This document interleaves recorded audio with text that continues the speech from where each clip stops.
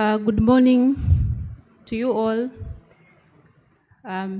members present here, members online. I'm called Christina Wori, the acting CEO of Uganda Law Society, and I'm here to welcome you all for the 10th Radical New Bar series. Honorable Chairman Norbert Mao, SSP Donald Muhwezi, Dr. Sarah Birete, Mr. Nahebwa Innocent, Mr. Robert Sempala, Mr. Pius Kantunzi, Mr. Abubakar Lubowa, the Vice President of Uganda Law Society, Mr. Simwe Anthony, the Treasurer, Mr. Isiko Arthur, Council members online, all members of Uganda Law Society physically attending and online, the members of the press, ladies and gentlemen, you are welcome to the Radical New Bar Weekly Press and Public Engagement. We appreciate your commitment for attending the Radical New Bar every week. Today we shall dive into a critical topic: Alliance Against Electoral Violence. Electoral violence possesses a significant threat to democratic processes, the rule of law, and fundamental human rights. As we approach the upcoming general elections in 2026, it is imperative that we foster dialogue, collaboration, proactive measures to uphold free, fair, and peaceful elections. To guide our discussion, we are privileged to be joined by 5 distinguished speakers: Honorable Norbert Mao, SSP Donald Muhwezi, Dr. Sarah Birete, Dr. Innocent Nahebwa, Mr. Robert Sempala, Mr. Paul Katunzi, and Mr. Abubakar Lubowa. We look forward to a fruitful and engaging discussion. Once again, thank you all for being part of this conversation. Thank you.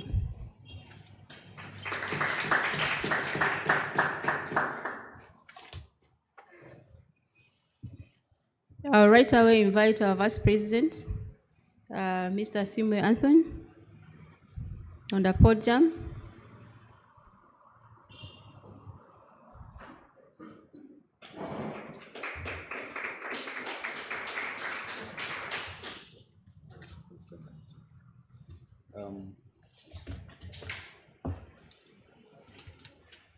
Thank you, Madam CEO. For now, I'll just add my voice to welcome our guests. We don't take it lightly that you've joined us today when we are discussing these matters of rule of law that are very important and pertinent to our governance in the country. You're so welcome. We're happy to have you. And this shows a commitment that we're really working together as the people and as Ugandans in fighting for the rule of law and seeking for justice and good governance in this country. I'll invite our rule of law, our head rule of law, Afra, to take us through the program, and we right away get started. Afra, you're welcome.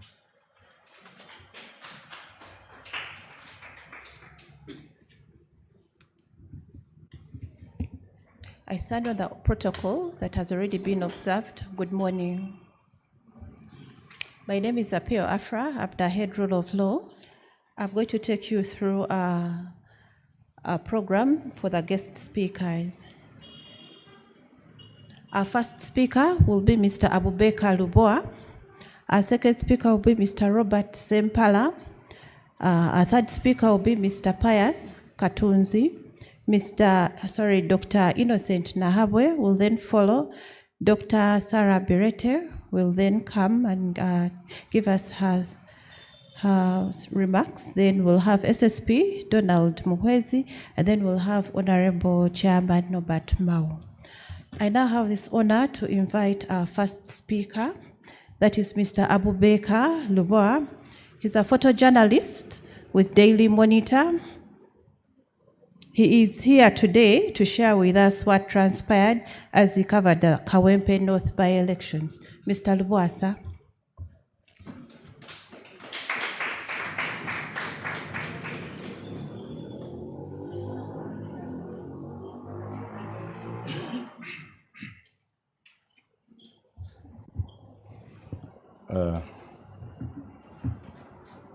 Good morning, ladies and gentlemen. Like you've heard, my name is Abubakar Lubowa. I'm a photojournalist. I've been in this field for, I think now 13 years, because I joined in 2012. I joined as a young man, and I was very ambitious when I was joining journalism. And when I started, at least there was sanity in journalism. I would first of all want to thank Uganda Law Society for inviting me to share my story. I know I've shared this story over and over again, but I think this is another platform, at least in front of the Minister of Justice. I think something will be picked, and I know even some of our bosses are here, so I think sharing this story will also help a lot. We are here to talk about the Kawempe by-elections, which started on the nomination day. Of course, when Honorable Segirinya died, a lot of things happened, the burial and everything, and then Electoral Commission announced that there will be a by-election. On the nomination day, something strange happened. Because we are used to the police being in control of each and everything when it comes to the elections in this country, but that day we saw the Joint Anti-Terror Task Force, that is JAT, which was manning the security at the registration center and everything. So there were concerns why JAT had taken over police, because we believe we have enough policemen, and we believe the police we have can do some work just like they have done before. But then when JAT took over, that's when problems for journalists started. One of our own, Miracle, was beaten, and as of now he has undergone 3 surgeries on this, his skull cracked, and he almost lost his eye. So Miracle still has another surgery, but we pray for him. And then as we neared to the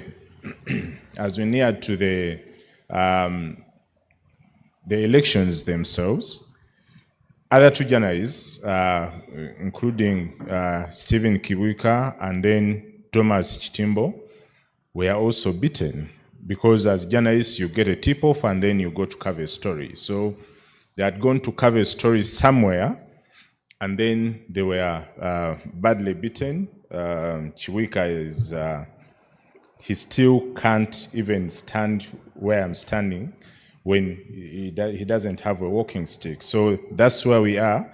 And then Chitimbo is also limping. He has bruises on his hand, and then on the right leg, and other body parts. So when it came to the election day, that's when hell befell us. I was assigned with many of other journalists who were assigned from different media houses. We went to Kawempe, and we did our work as we normally do it. It looked like a normal day until around 11, when we started seeing pickups, drones, motorcycles filled with hooded men in the military uniform. What you could only see about a few of them were the eyes. Others were putting on ballistic black shades.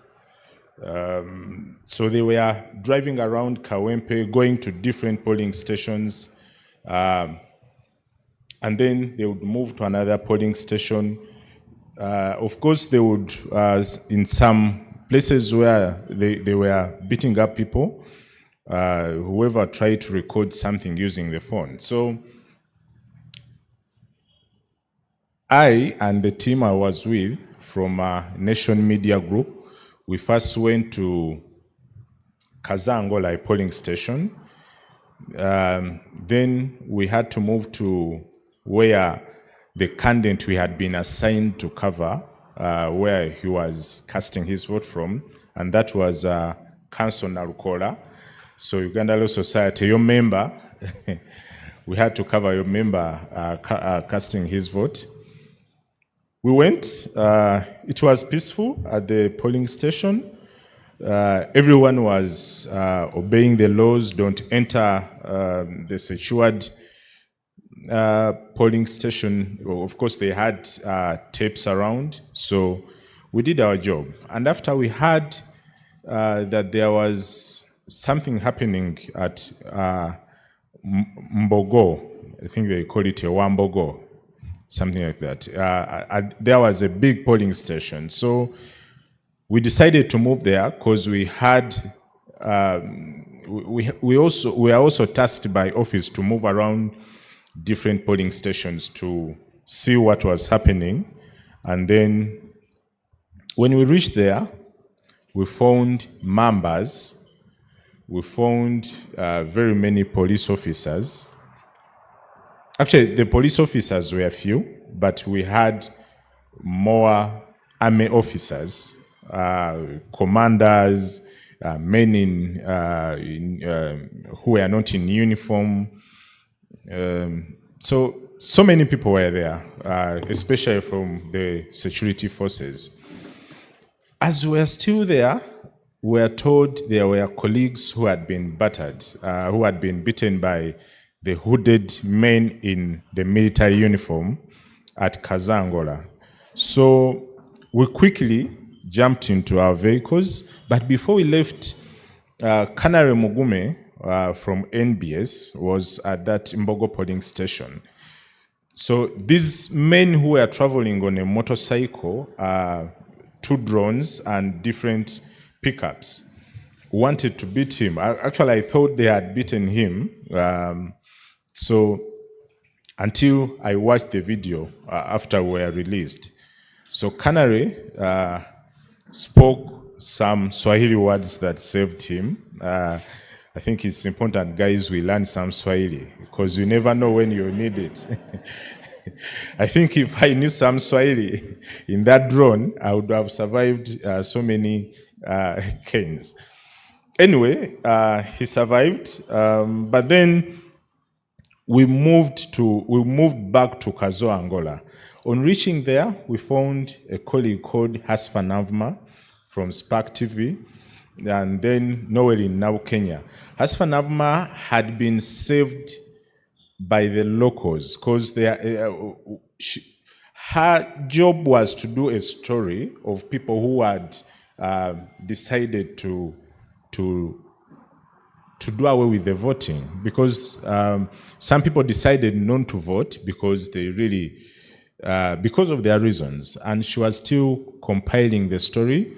And then when they came, because she was well branded. She was beaten, and then Noel was also beaten. Hasfa told us that what saved her was locking herself in a toilet.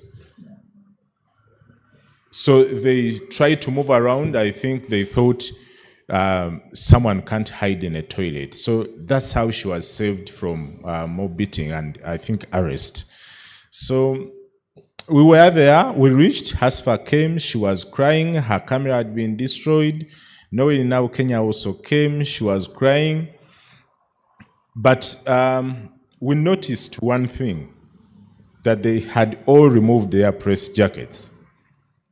We didn't take note of it because we thought maybe during the fracas they ran and dropped them. So we went down where they were voting from. I just want to be brief. I don't want to be to exaggerate. To take a lot of time. So when we went down, as we are still there, one of the candidates from FDC, that is Khalifa Aganaga. I think I should, let me just use that name because that's his stage name. But Sadat came, that's Khalifa Aganaga. He was also, because as candidates, I think the Minister of Justice will agree with me, it's okay for you to move to different polling stations to see how your people are doing, because you have agents there to see if they want something. Instead of your opponent buying for them a bottle of water, at least you can check on them and then you buy for them. So when he reached, we started focusing on him as he was moving around. At that time, there was peace. No one was making, I don't want to even say assaulting. There was peace and harmony at the polling station. People were going on with their voting peacefully. And then because we had been there for 30 to 45 minutes, we saw a group of soldiers coming to the polling station. As the media, we decided to create space for them because we thought, as they have been moving around checking on different polling stations, it's the same thing that was going to happen there. So we all converged in one place, because at times when you point cameras at them, they react. So we moved to one station where we looked at them. But surprisingly, when these men came, I wanted to say gentlemen, but gentlemen don't appear like the way they appeared. So when the gang came, they walked straight to where we were. There were plain clothed men putting on a cape like this one, and then they had masks and glasses on. So they started actually with Isano. He came and grabbed his camera. So we told Francis, don't resist, just give him the camera. We all started surrendering our cameras because we didn't want to create a scene with them. After getting all the cameras that were there, that's when the beating started. They started beating each and every journalist who had a press jacket that was branded. You could clearly see that this is a press person. So they started looking for whoever had a press jacket on. So this, okay, before I go to the impression that we got, because that came after, they started throwing us down, beating us terribly. I had a helmet on. You know, they used, I think it was a baton, because they had electric wires and batons and their guns. So the helmet that I had on even cracked. And those helmets are ballistic. They are bulletproof, most of them. So I wondered if I didn't have that helmet on, what would have happened. But anyway, God was there, and they took us to the drone. In the drone, the story was different, because imagine if someone can beat you when 1,000 people are watching without minding about what they will say. They don't know whether there was someone who was recording, but of course, whoever was seen with a camera or whoever was seen with a phone recording was terribly beaten. So they beat us, they took us and put us in a drone. By then, I was with Raymond Tamale of NTV, reporter, the camera person from NTV still, Dennis Kabugo.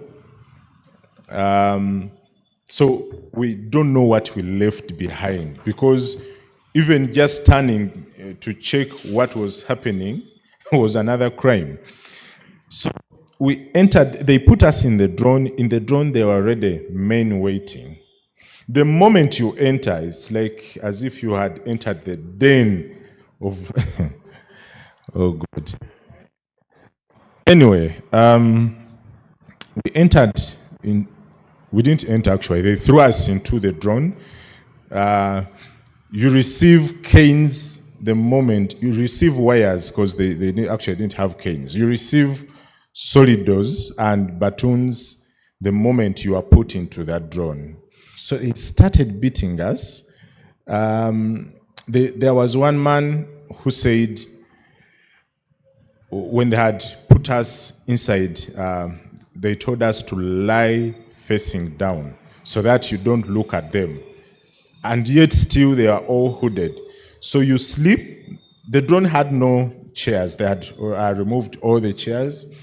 When you were entering, because you know you enter when your eyes are still open, we found a group of people who were already inside the drone, so they added us, and then we were told to lie facing down. At that moment, the beating was continuing, but we were lucky that we had the protective gear on, because I think if we didn't have, some of us will be in wheelchairs now, because they were trying to beat the back, and then the shoulders, the elbows, the knees, and then the ankles.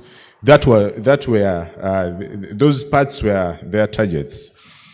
So when we are still lying down, one of them said, now I want to inform you that your account has been opened. Each and every one of you will receive 3 canes.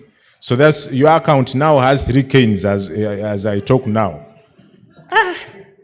Someone said, Afande, what have we done? Oh, God. That one received more than 8 at that moment, before his account was opened. Of course, I'm trying to say it in a way that you can understand what clearly happened, but it was a terrible situation. We didn't know what was going to happen. Us who had protective gears were ordered to take them off. I think they realized that the canes were not entering enough. So we were told to remove them, and then we also had to put off our shirts. And actually we were ordered, put off your shirts and blindfold yourselves. But during that time when you were putting off the shirts, the caning was, it was raining wires. because they never wanted us to see them. So you had to put off the thing very fast. It was heavy. We had to put off the helmets and then remove the shirt very fast. You tie it, you blindfold yourself. So they started, you journalists, you keep recording us. Why do you focus your cameras on us? Why don't you focus your cameras on other people? But in journalism, we also believe when a dog bites a man, it's not a story. Of course, it's dangerous that a dog has bitten a man. But when a man bites a dog, then it's a different case. Everybody will be like, that man has bitten a dog. So seeing hooded men and everything changes the story at a polling station, because in any sane country, it's abnormal, if I may say, because those gears are meant for war. I don't think we are in a war. A by-election wasn't a war. Anyway, so we are beaten. We were told, lie down, then you sit. You sit for a few minutes, they tell you to lie down. Inside there were so many people who were sweating. They had locked all the windows of the drone. So the beating continued. You'd be there seated, and then a baton, pop. You'd be like, Afande, sir. It's like, hey, you continue, you keep recording us and profiling us. Okay. So anyway, then there was a time they said, we want to count you. So we thought, they told us to sit. We thought one of them would be 1, 2, 3, 4, 5, 6. But then we had to they told us to lower the heads. And then they told us when you hear something knocking on you, then you say 1, then the next person says 2, 3, 4. So when they started the counting, they would hit you in the head. So they hit the first person in the head, they hit the second one. When they reached around the middle, they would say, someone didn't say the correct number, so they had to repeat. So they went on beating us, and at some point, I think orders came, and they had to put us at Kawempe police station. So basically, that's what happened in that drone. So we later learned that our other colleagues who had remained behind, others were slapped, and they fell on the ground. People saved them. People begged journalists to put off their press jackets so that they would be safe. Others, like Isano, he can't walk. Anyway, so that's what really happened. I was told to say something about press freedom in this country. Do you think we have press freedom? If you walk to any newsroom now and you ask that question, someone might call you a visitor to this country. Where have you been? Because the press freedom that we have is now in the newsroom, if I may say. When you move out, that freedom is not guaranteed. So you have to watch out as a person. In my life, I rarely carry this. But now I have to disguise as a person, because a few people know me when I put on this. Of course, those who know me will know me, but those who are looking for me may not know who I am, because I'm trying to hide my identity. One of the MPs, and I will say it here, I don't want to say honorable, because the words were dishonorable. David Kabanda said that a few of us were not beaten properly. Like me, and then he said there's that Kanare Mugume, and then Shamim Nabakoza. Those ones were not beaten properly. They need to beat them further.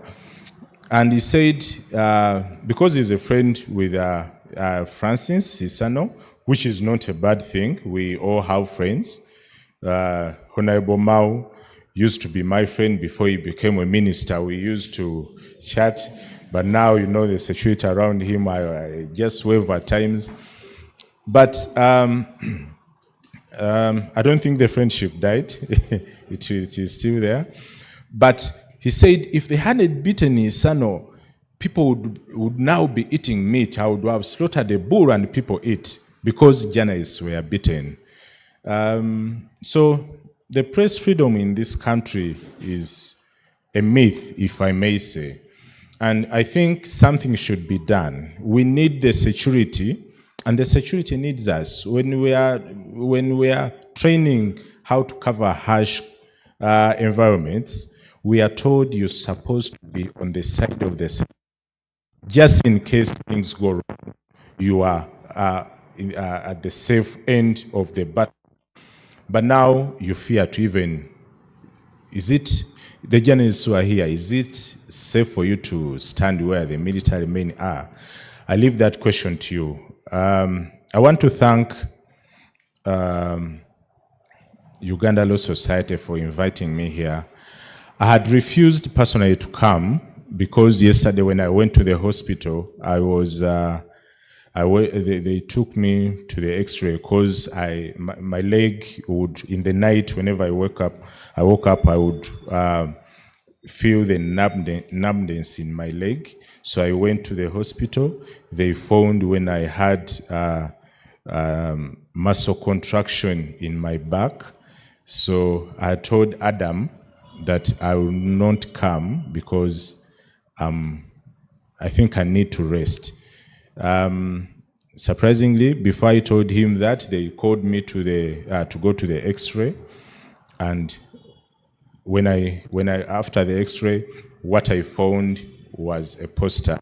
I decided to honor the invitation because it's still an honor to be here. It's not an everyday thing when journalists get a chance to speak, to tell their stories. So I want to thank you, colleagues. I want to thank Uganda Law Society.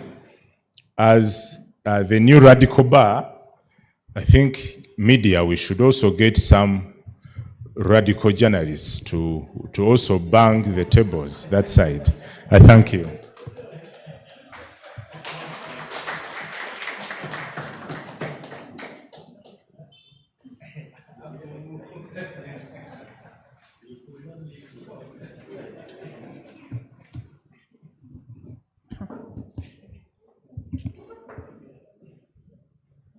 Thank you, Mr. Abubakar, for telling us your story. Allow me to recognize the presence of SSP Donald Muhwezi. You're welcome. Our next speaker is Mr. Robert Sempala. He's the Executive Director of Human Rights Network for Journalists. He's a social justice advocate and the winner of the European Union Human Rights Defenders Awards 2016. I welcome you, sir. And your friend. I thought you'd add that I'm also your friend. Yeah, I will also enjoy the protocol that was set earlier. My name is Robert Sempala. I come from the Human Rights Network for Journalists Uganda. And I'm very happy that we're talking about elections, alliance, and ending electoral violence. All of us here, play a very pivotal role in elections or in a democracy, especially the members of the Fourth Estate. members of the Fourth Estate yield a lot of power and influence. But one time, one of the line ministers told me that it is only the people in that industry that know themselves as powerful. For government, don't believe so, and that's why there is no budget to support them. They support all the other three agencies and not the Fourth Estate. And that is a discussion that we need to have. What do you do to the Fourth Estate? How do you support it in order to grow and contribute to a democratic society? At the Human Rights Network for Journalists Uganda, we defend and promote press freedom and journalists' rights.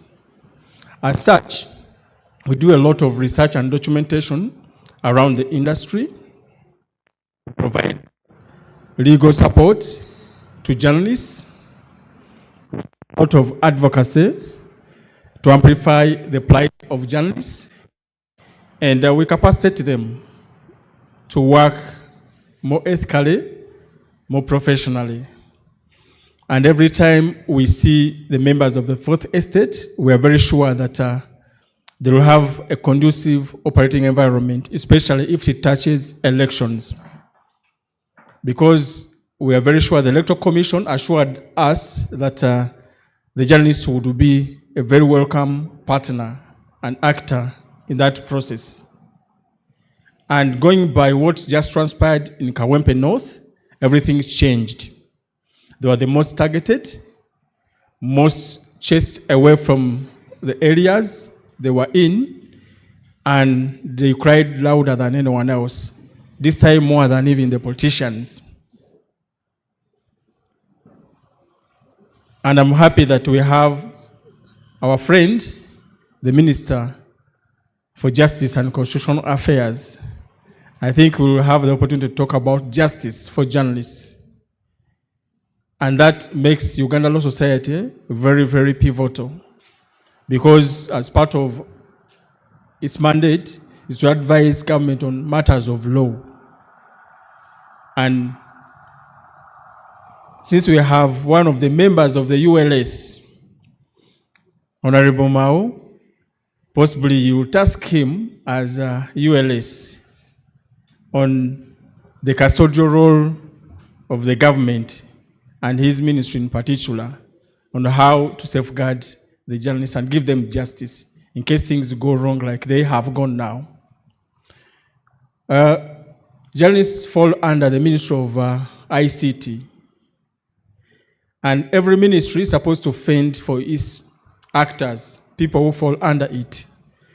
Mysteriously and suspiciously, ours is very quiet when these things happen. I've always impressed it upon the holders of offices in that ministry to be as concerned as every other journalist, as many other Ugandans are. But we do not know why they are not provoked enough to come out and stand in solidarity with the journalists or with the media at large. Most disturbing stories have come from people who own media houses, like one of our colleagues, Honorable Balam. He has said we sympathize with the journalists, but they were aiming their cameras at the security forces other than the guys who had stones, who were stoning the Jat people, who had trucks of stones and others in their pockets, and that the journalists were not capturing such ugly scenes. To Rubowa, who has just narrated his ordeal here, he has not mentioned any of them having a stone. For those of you that watched footages all over the place, didn't see any journalists carrying a stone, or even the other people stoning the members of the security forces. So, as a media glue, you'd expect our colleague to defend the journalists, not to justify what happened to them, not to find simple excuses to justify them. And short of that, we have ourselves to fend for our rights as journalists. And I'm very happy that what happened triggered everyone in the media industry. It is the very first time during our times when the owners under the national umbrella, under NAB, National Association of Broadcasters, and his head is right with us here, has come out to say, we are with you. When the editors under the Uganda Editors Guild, headed by Mr. Daniel Kalinaki, have said, we are with you. When Uganda Sports Press Association, WUJA, Uganda Parliamentary Press Association, WUMWA, Uganda Journalists Union, and ourselves, HRNJ, and many others, have come out to say, we are all touched, and accordingly slapped a ban on the coverage of the security forces until normalcy returns. How long, we do not know. But it was a very painful decision for any journalist to take, to cut off coverage of such a rich news source for many media houses. But where we are at, the situation, like my colleague Rubawa has said, is very pathetic, it's very ugly for many journalists. They cannot walk with their heads high because they're members of the Fourth Estate. It was a very huge crime to carry a camera, which is a gadget for work, to even carry a phone that can be mistaken for a recorder, to even have a press jacket on your body. Now what journalists are going to be donning are not press jackets, are armored jackets to prevent bullets from entering their bodies. It's not a situation that anyone wants to work in. Whether we're going to constitute ourselves into some group that is also a bit radical is an internal discussion we need to have, because we are into an election year. 2026 is around the corner, it's already started, and journalists are integral into any election. I really shudder when I hear people trying to run away from responsibility and instead apportion blame onto the journalists. You stood the wrong side, you aim your cameras in the wrong direction. You know, those are all skepticism, trying to run away from taming those that are meting out violence on journalists in broad daylight. Despite all the footage going around, we have not heard from the leadership of the security forces what it is that they are doing about them. They are not reprimanding anyone to the best of our knowledge. And this case is going to be like any other, forgotten. After a while, we move on. And this is very dangerous and risky for the journalists that will continue going to the field. So, going forward, we want to say that this alliance should really be in a solid state and solid shape to be able to respond timely, engage whoever it is that we can engage with to safeguard the journalists in the line of duty. We know that normal journalists are compensated, medical bills are paid, not by government, I must say. Even when government comes out to say most times that we have paid ABCD. When journalists were beaten at the UN offices of human rights, one government official came and said, we have paid all of them. I was with Irene Abalo, who now is limping, works on crutches. I said, no one has even called me. How come they have paid the rest and I'm not paid? So we called other people, other victims. None of them had been even called to say sorry. So government was lying about compensating those journalists. Even this time around, we know that many media houses are footing bills for injuries that they did not occasion to their employees, and government is watching on. So in here, we're calling for justice, and each of us should push in that direction. Because at this rate, no one is safe. You don't work for any media house and you claim to be safe. I heard some people saying, at least even here, the political command center now is being commanded by other people, beating them. And that was a mockery to these people who were into agony, nursing wounds. We all must say that there is no excuse whatsoever for a security operative to beat a journalist. Even other Ugandans, Because in a just society, what yardstick does this security person use to find a journalist having committed an offense, to constitute himself or themselves into a jury, a court, try this person, find them guilty, hand a sentence out to them, and then they say justice was done? How is that justice? How can anyone justify that? If journalists are not above the law, just like all of us know, arrest them, arraign them before a court, and a court of competent jurisdiction. Let them be heard. Let any evidence against them be produced, and they have a right to defend themselves. If they are found guilty, we will serve a sentence, and none of us will complain. Maybe we can appeal the sentence, something like that.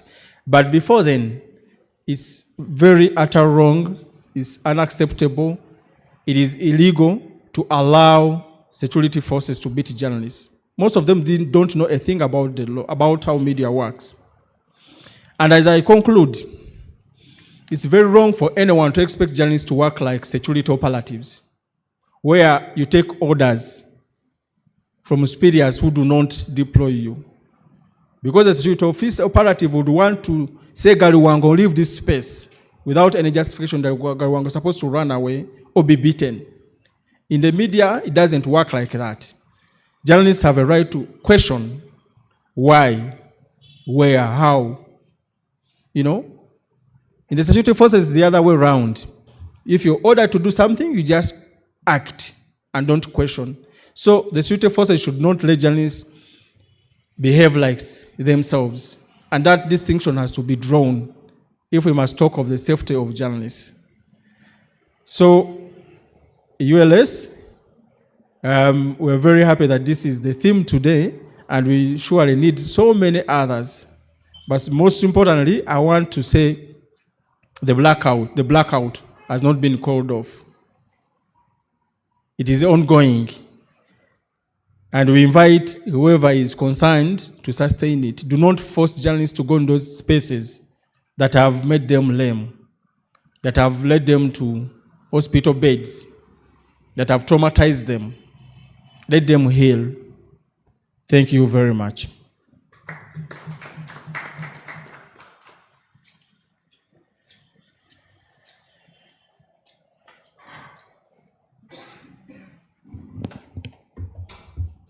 Thank you, Mr. Sempala. Our next speaker is Mr. Pius Katunzi. He's the managing editor, the observer, and a committee member of the Uganda Editors Guild.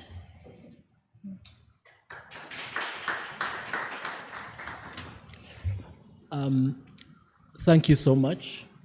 I'd like to thank the Uganda Law Society for inviting the Uganda Editors Guild. And also, I bring greetings from the president of Uganda Editors Guild, who has assigned me this duty to represent the guild. As they have told you, my name is Pius Katunzi. I'm the managing editor of The Observer. I've been a journalist for more than 20 years. And I've been a victim of the election violence. That's way back in 1997. Some of you maybe think this thing has just started. No, it's a long time ago. And sometimes it's not necessarily caused by the state. There are also non-state actors who instigate violence against journalists. For my case, it was during the competition between President Yoweri Museveni and Dr. Paul Kawanga Semogere. So we're at the offices of then Interpolitical Party Organization, which was in Kabusu. So some of the agents of the young men of the then young Democrats came and assaulted me, and they branded me as a security agent. Of course, I was not, and I'm not.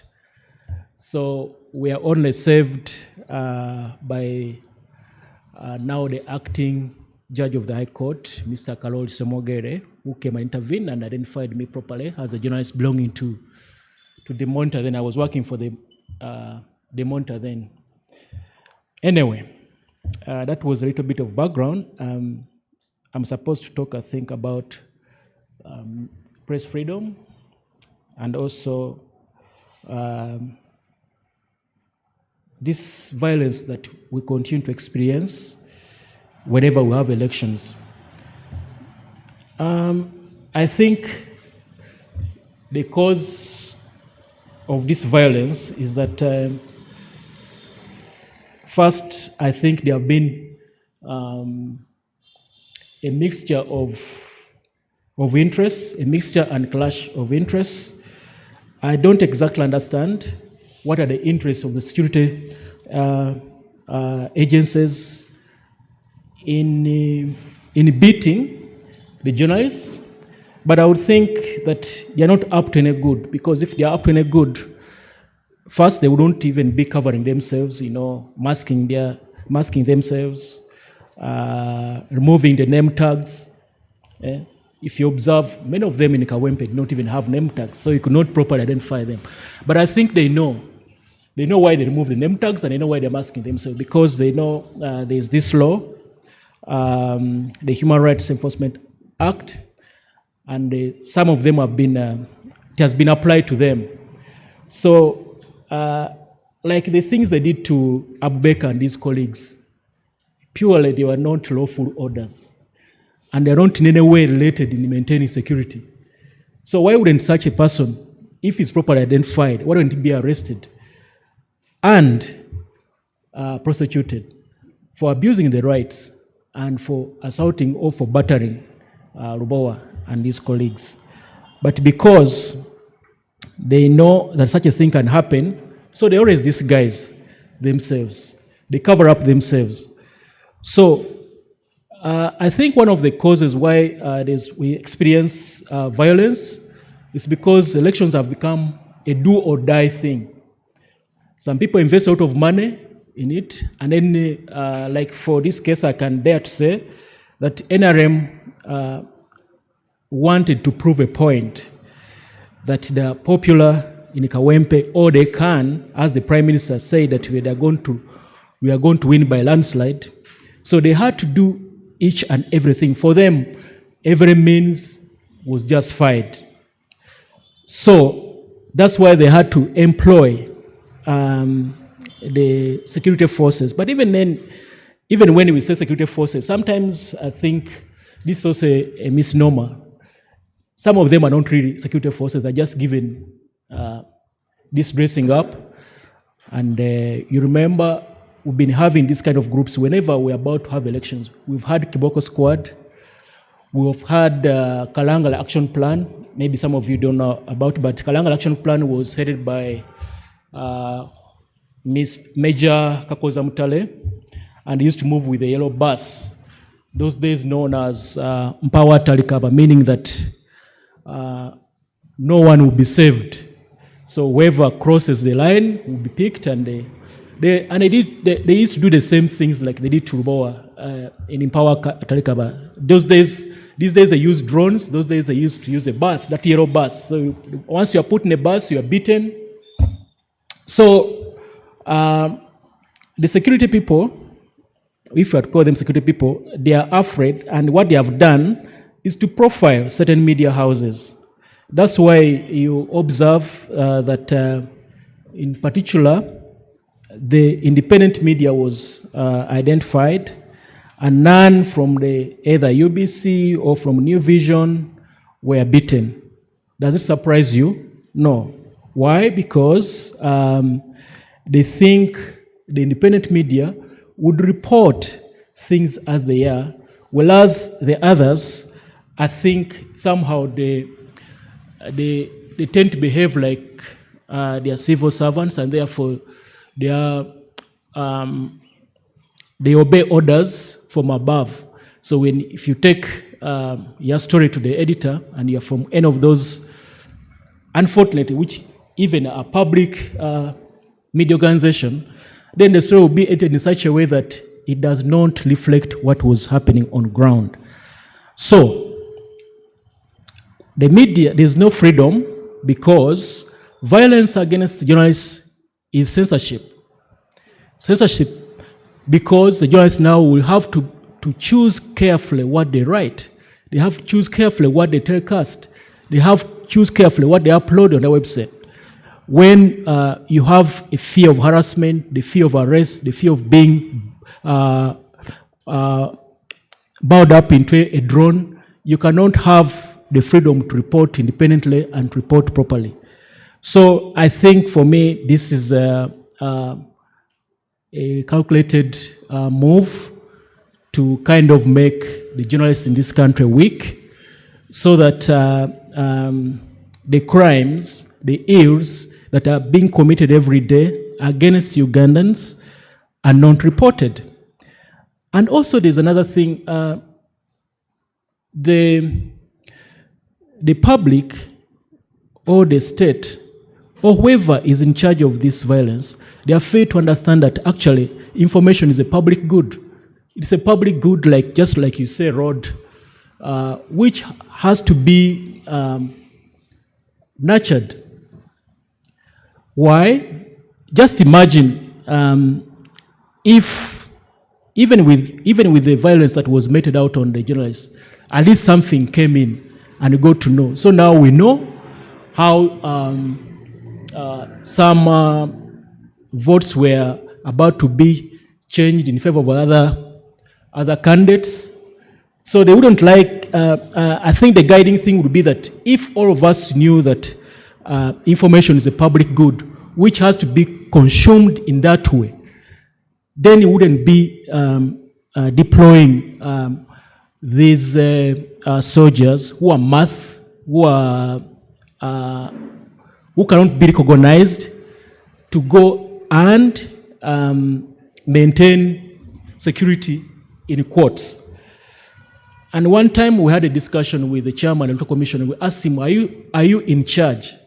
Because it appears the security of candidates and security of voters is given to other groups. It's given to police, the army, and not to Electoral Commission. So the chairman said, no, I'm not in charge of security. For me, I work with other agents to ensure that the security, and even the definition of security is vague. Because like now for Kawempe situation, what was it that called for a deployment of such disguised security officers? I remember when they asked Major General Kleije, the spokesman for UPDF, as to why Mr. Nalukola is followed by these JAT members who are not even identified.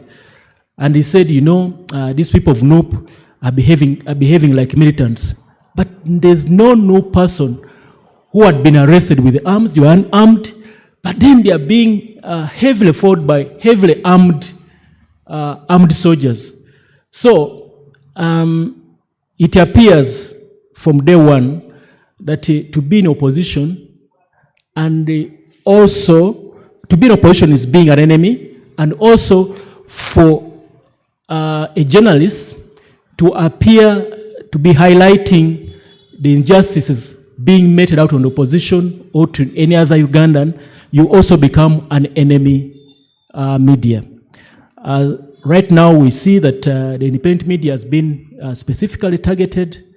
If you're independent, then you're an enemy of the state. So what can we do probably to mitigate this? I think it goes back to civic education. The soldiers should keep to what they were trained to do. They should leave the policing work to police. I think the Police Act is sufficient. They should not bring the soldiers to do the work of police officers. I think also the NRM party should stop disguising under the state, because now it appears the NRM uses the state resources to further its ownness, which is not good. That's why, because it has become a do or die thing, it has to be either NRM wins or people have to be battered. So we need to eliminate all those things. And people have to know their right. And the security people also have to know that they are not there to specifically protect NRM. No, they were there because they are being maintained by taxpayers. They are there to ensure that Ugandans are safe, Ugandans have a right to life, and this one cannot be compromised. So when security forces become part of the group that reduces other people's rights to life, then it becomes a strange thing, and Uganda becomes, we're often told, why not patriotic? Why don't you love your country? But before we do that, Uganda has to be lovable. For the time being, Uganda is not lovable, because everywhere you step, you are not sure. I mean, like if I take Rubawa's story, he went to highlight what's happening in Kawempe. But how did he end up? End up being battered. Now you see he has problems with his back. He has problem with his stomach. So how can such a person call Uganda lovable?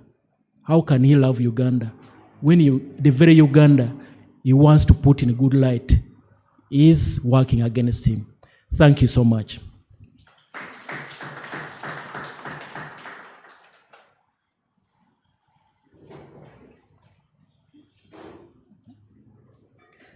Thank you, Mr. Pius Katunzi. For those with questions, we will answer them at the end of after all the speakers have spoken. Our next speaker is Dr. Innocent Nahabwe. He is the chairman, National Association of Broadcasters. He is also the CEO at Blue Cube Limited, Galaxy FM, Galaxy TV, Galaxy Motel, Kampala. He is also the MD of several other businesses. I welcome you, Doctor.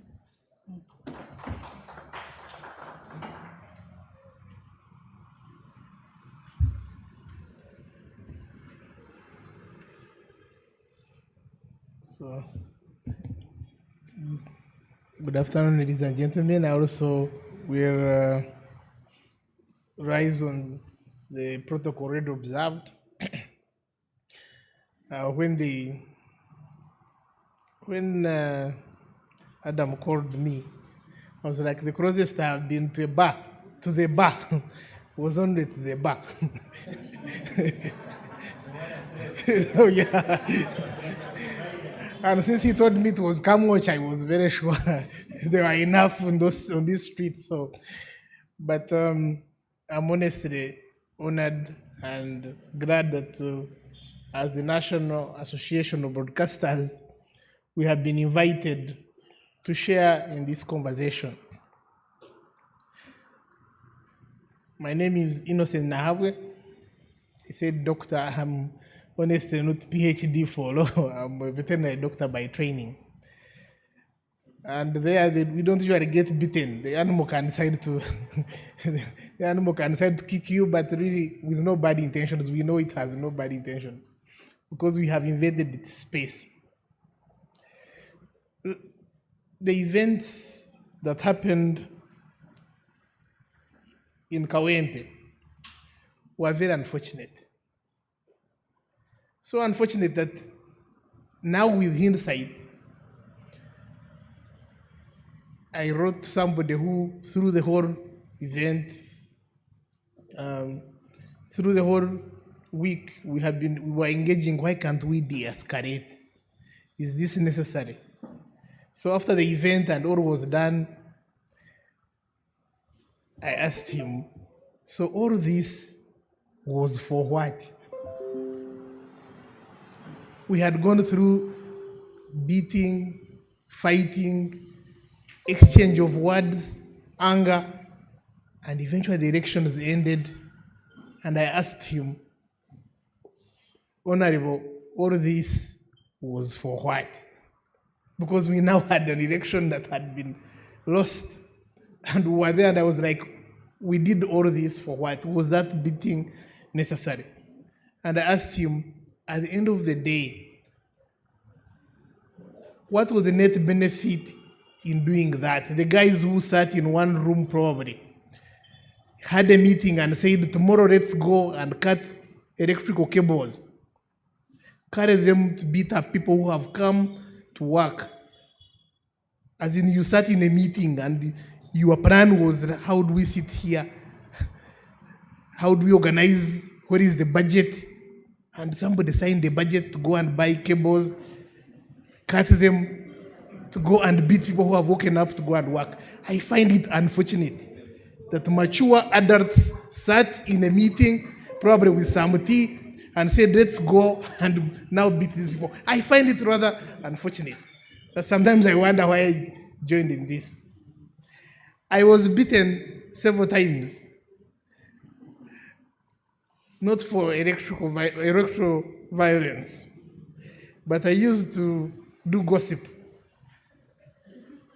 And literally all the top artists in this town have ever beaten me, because those of you who remember 3 a.m. in red paper, I used to write it. So everywhere I would go, people would see me and beat me. But it first of all did not stop me from writing. It probably did not even make them better. And they kept asking, why then do you always write bad stories about us? The bad stories at that time were the bad things they were doing. So when you find somebody doing something bad and you record it, then you have actually done a bad story. So it is quite interesting that very recently, as we work as media houses and trying to make sure we have a safe environment for our people, people kept now accusing us of writing bad stories, of not being patriotic. Some even invited us and told us we should go to Chankwanzi. We are not patriotic enough. Our question then, and which remains our question now, is if we go to Chankwanzi and we come back, then we have elections, and somebody gets the people who are going to write these stories, puts them in a van like we heard from Mr. Rubowa, meets out all this kind of violence onto them, and then releases them later. Whether even if we had spent a year in Chankwanzi, you can tell this same person that, please, tomorrow's story should be that there was peace in Kawempe. This same guy you have just beaten. I don't know how logically they think this is possible. I was not surprised actually when yesterday I saw the president on TV saying the bad elements will make the army that is loved not as much loved. And people used to hate that army. People used to run away from army people. People used to run away from people in uniform. Why we love I'm not going to use the past tense. Why we love the UPDF is you can meet them, say anything, and move with them. So when the events of Kawempe happened, we had resolved, okay, let's not cover. Let's put out our people. My problem is, and I shared this with the editors, I was like, we are doing exactly what these people want us to do. That we do not cover, how will it then help the situation? So when you put out, essentially the putting out was to enable whatever was going to happen without any roving cameras. And I don't think that is, but we had to, because safety first. The small time I spent in journalism school, we learned that you must leave to tell the next story. So you cannot stay on until you're dead. We were surprised by that level of violence. And then after that violence, then you expect that the story should be rosy, that the story should be that everything is good. So when you say you present a bad picture, you are not patriotic, Sometimes I'm like, where is the logic? Because if you want the country to look good in the eyes of people, the best thing you can do is to do good acts, so that when we cover them, everything is good. And this is clear that it is possible. Because after the first day where the miracle got injured,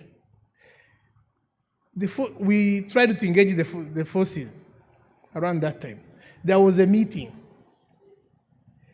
The next day they agreed to go and observe from a distance. I passed in Kawempe. There were elections, campaigns, people were moving. The police was only on the sidelines. Nobody was beaten. Nobody. The campaigns were peaceful. The bad stories did not come out. So through Saturday and Sunday, I don't think Mr. Bow would say anybody was beaten. It was actually boring to cover that election. Like there was nothing. They started now saying it was boring. Then we come to the voting itself, and things turn around.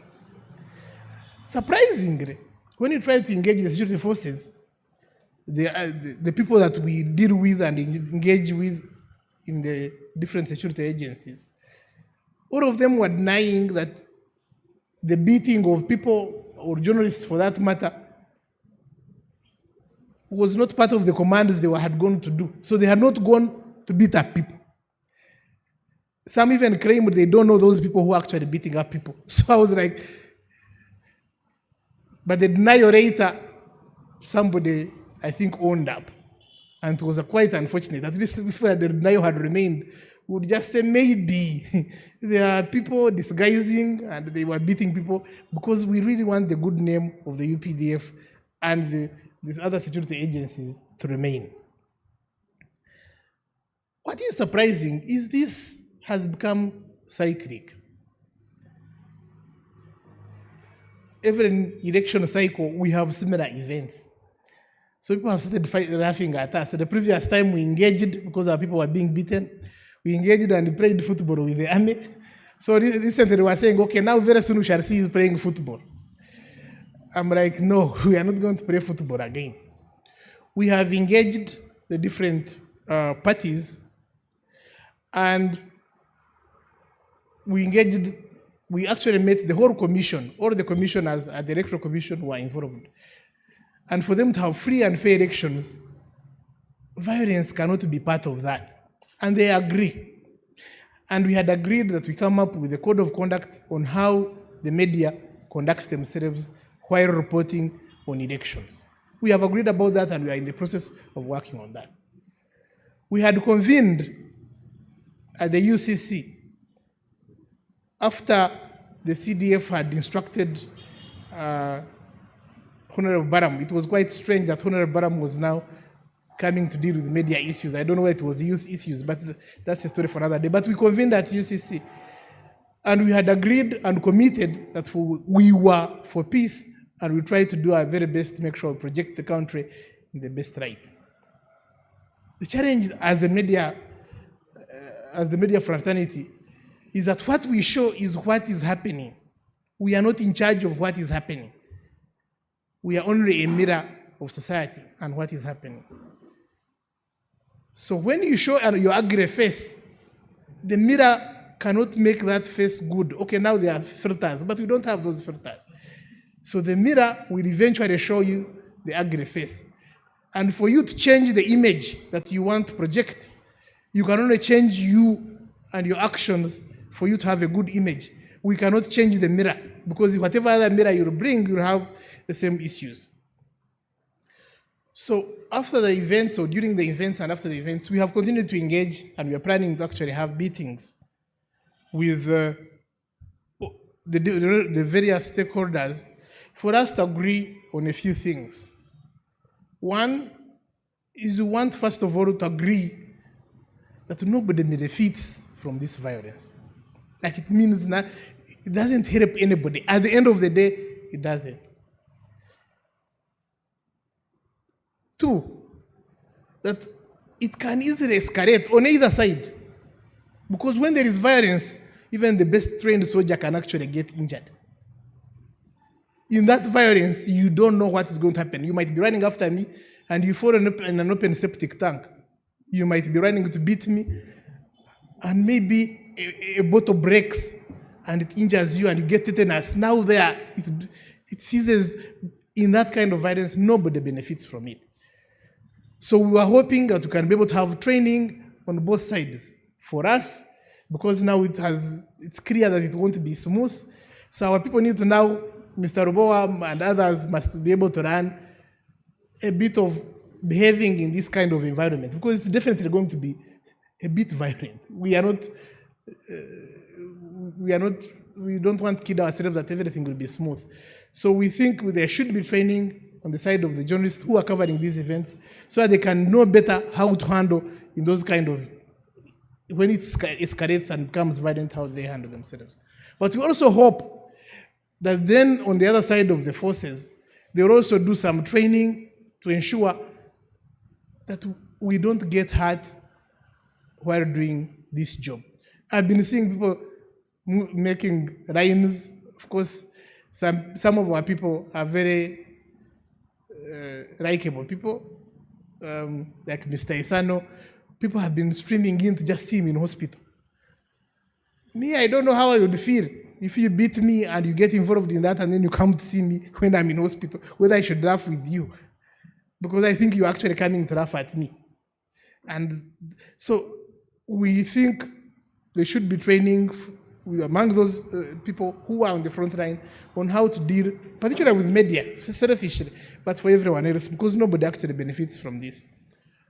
We also think, because those media houses who have been trying to import safety wear, bulletproof jackets, or at least have been, once you bring it in, it will be impounded because it is seen as military stores.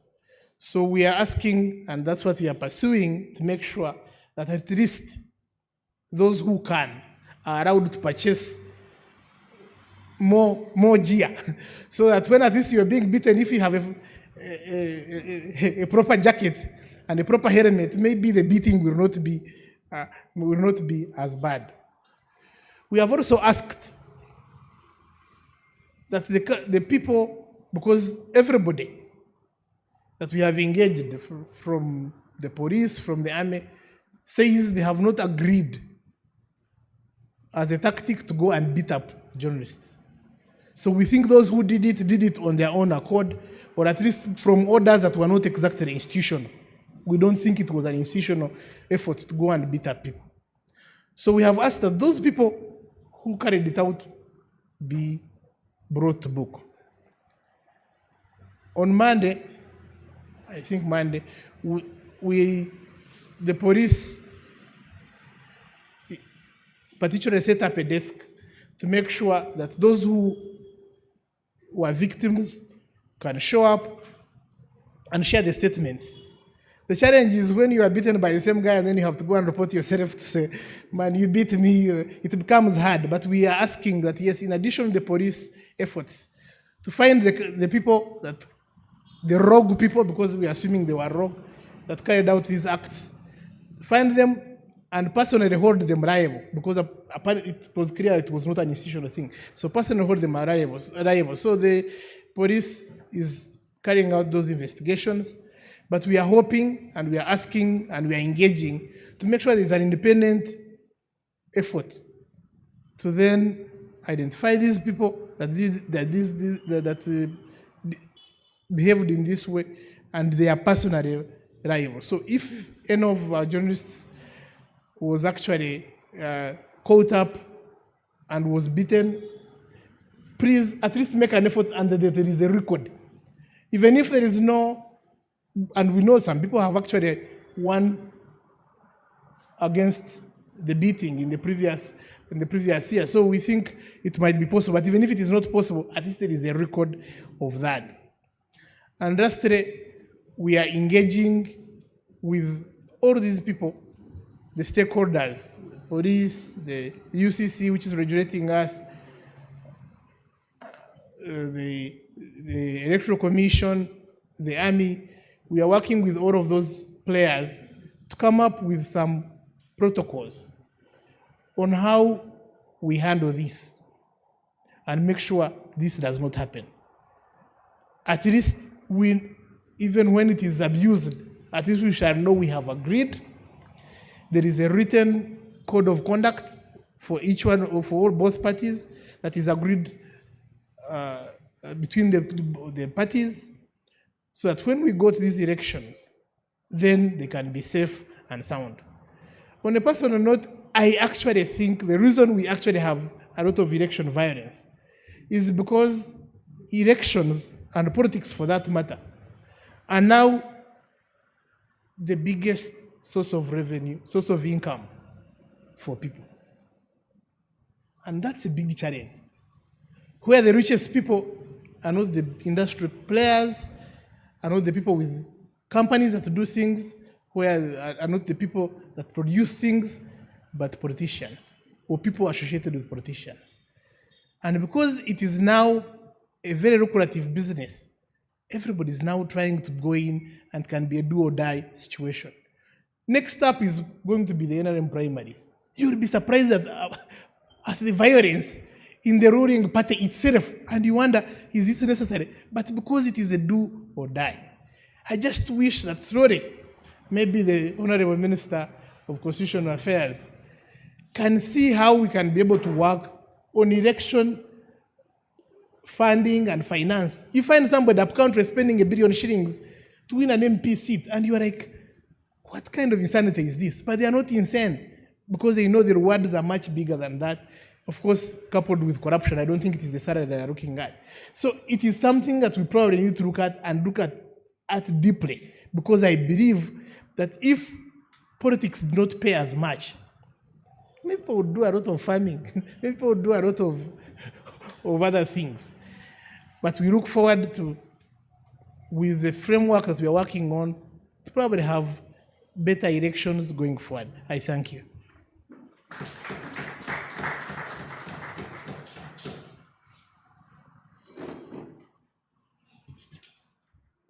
Thank you, Dr. Nahabwe. Our next speaker is Dr. Sarah Birete. She's a founding partner and executive director for Center for Constitutional Governance. She has also worked as a public defender at the Public Defenders Association of Uganda. She's a lawyer by profession and a human rights activist. She chairs the National Coalition on Civic Space in Uganda. She has enriched knowledge and understanding of governance issues, especially in areas of constitutionalism, human rights, civic space, and electoral democracy. You're welcome, Doctor. Yeah, thank you very much. Our head of rule of law at the Law Society, our chief guest, the Minister of Justice and Constitutional Affairs, the Vice President, Uganda Law Society, distinguished ladies and gentlemen, I will stand on the previous protocol as introduced. When it comes to elections, allow me add 2 portfolios that I hold as chairperson for East and Horn of Africa Election Observers Network, and the chairperson for the Global Network of Election Monitors, based in Washington, D.C., its headquarters. It's very saddening to see that in Uganda, after 30 years of the Constitution, that ushers in a framework for credible, free, and fair elections, that we are here debating an election in Kawempe that is not even fit to be called an election in some failing states or like Somalia. Honorable Minister, Somalia just concluded reasonably credible elections in the last 2 months, far better than the quality of elections in Uganda. So we need to assess where we are as a nation in terms of democracy and be honest about our failing democracy, because the posturing can no longer work. I will base my comments on the letter by the head of state about Kawempe, because most of the other things have been talked about. The president authored a letter raising few issues, including ballot paper stuffing, altering results, destroying ballot boxes, Kawempe, Angola, and Mbogo, mainly Mbogo Mosque, stopping vote counting and result declaration, campaigning at polling stations, intimidation and violence, heavy deployment of security forces, and he was questioning issues to do with the media. Towards the conclusion of the letter, he did not really highlight the issue of brutalizing media in that letter as a major concern. We all know that democracy dies in the dark. The president in that letter, and I hope Honorable Minister will take our concerns here representing the election observers in Uganda. I hope that Cabinet can debate bad events that happen in the country, like the violence in Kawempe by elections. When the president writes, second-guessing the role of the military, are we safe as a country? The Constitution gives the president two direct roles. One is the direct role as Commander-in-Chief of the Defense Forces, which is the one title, President, Fountain of Honor, and Commander-in-Chief of the Defense Forces. Nobody questions his appointments in the military. That's why they are not subject of parliamentary approval. He chairs the Army High Command.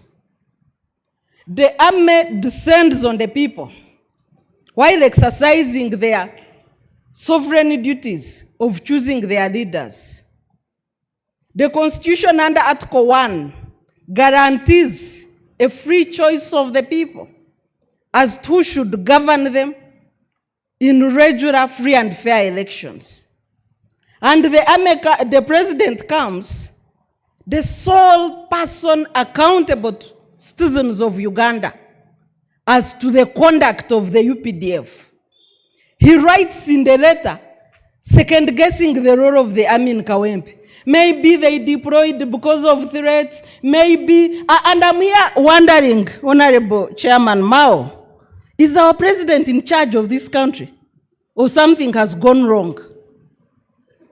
We get worried because, as a matter of fact, he's of an advanced age.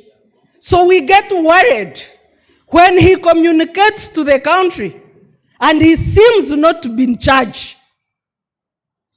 Maybe the army deployed because there was a threat. Maybe. Then who should know? I would have expected the president to explain to the people that we deployed JAT because there was this terror threat, ABC. We deployed members because maybe there was an assumed rebel attack on the people of Kawempe.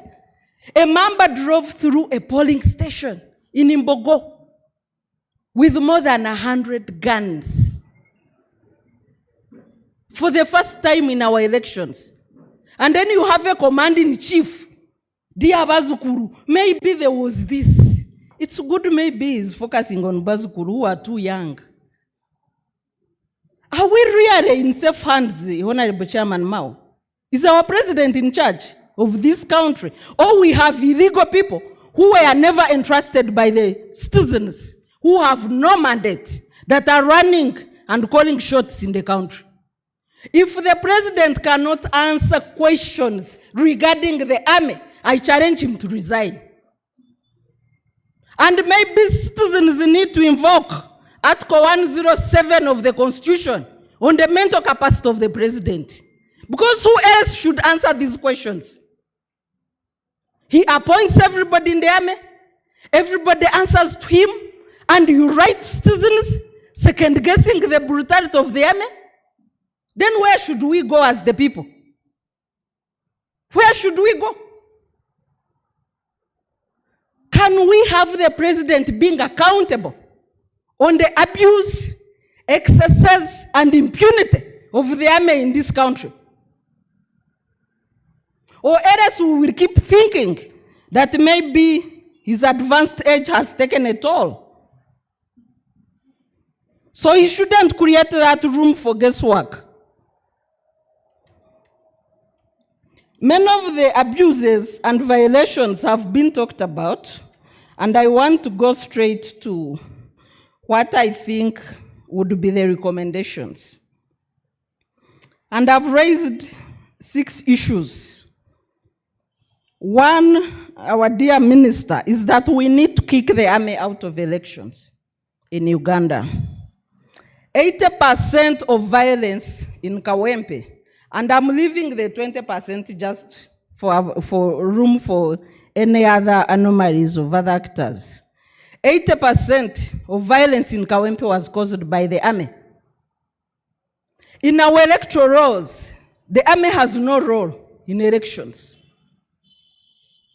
It's the duty of the Electoral Commission to ensure credible, free, and fair elections under Article 61, and also ensure that our elections are held in accordance with the Constitution.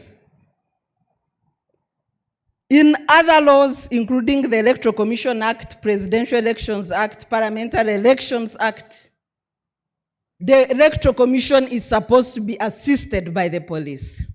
There is no mention of the army. I am aware, Honorable Chairman Mao, that Article 2012 states that the police can invite the army. But it also goes ahead to state that the police should invite the army in situations of emergency and disaster. So does Kawempe by-election qualify as an emergency or disaster? What was the army doing in that election? We also know that the army has continuously vulgarized democracy in this country, which is intentional, just to give advantage to the ruling party, where they forget their duties as a national army and act as a party militia. Very unfortunate for our country. So we need to find ways of kicking the army out of our elections. The rest of the issues we are dealing with is just massaging the monster. There is need also to conduct effective voter and civic education. The third issue is to ensure a level playing field for all actors. And we are lucky that Honorable Chairman Mao, you are now in charge of this docket. And you need to help us ensure, because as much as you are in charge of this docket, you are still a president of an opposition party. So can you ensure that all actors have a level playing field, including your own party?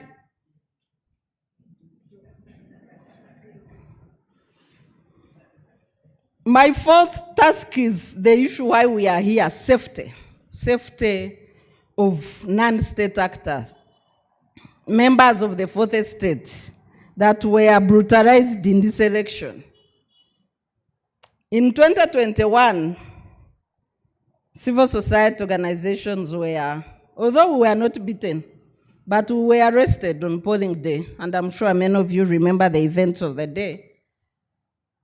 The first harassment in 2021 was closure of the big networks that had received funding for voter observation, the NGO Forum and the Uganda Women's Network.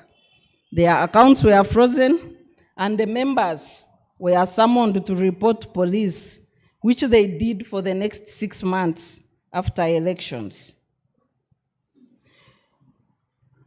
Then after that, when we formed an alliance, a new U, it was illegally banned. We went to court and faced challenges that the Law Society has now faced of Justice Sekana in seeking justice for our umbrella organization, NUU, we failed. And on voting day, when we released the first statement after internet shutdown, the police descended on Hotel Africana where we were. I counted about 27 police officers as they came in. And after so much interrogation, they arrested 28 election observers on that day. They reported police for the next 6 months for no offense. So this time round, the violence has extended to media and mainly journalists, because media has always faced issues here and there: closure of Observer and Daily Monitor, closure of talk show programs, and I know Pal FM is still closed as we speak, and the CBS was closed, I think, for about 2 years. So media has always faced turbulence in one way or the other, but this time they went for the journalists in the field, which indirectly closes their media spaces, because these are the people that feed information to their media spaces. So, Honorable Chairman Mao, how do we guarantee safety for these people as they do the work that is enshrined in the African Charter for Democracy and Elections that Uganda has signed and ratified, that is enshrined in our constitution under the democratic objectives? How do we safeguard their duties? My fifth recommendation is on the EC. The Electoral Commission seems to have taken a back seat on their duties.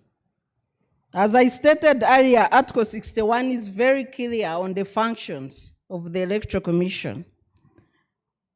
And recently I reminded the head of legal on what Hajazizka Suja did.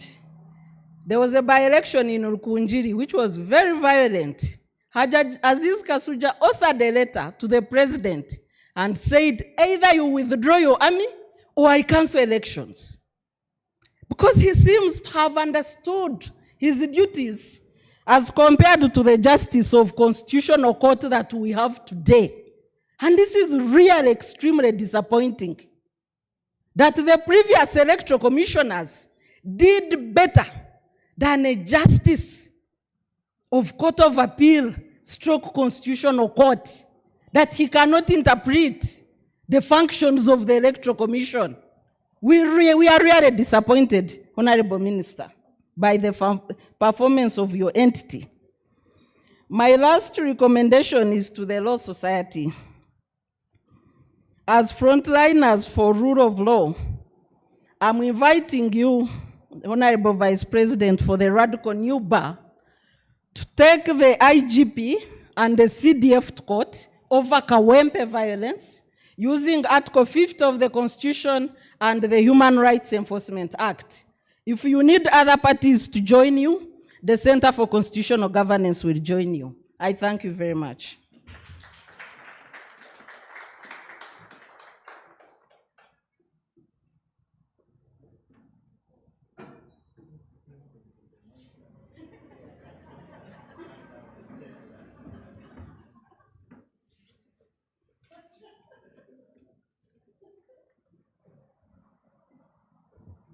Thank you. Oh.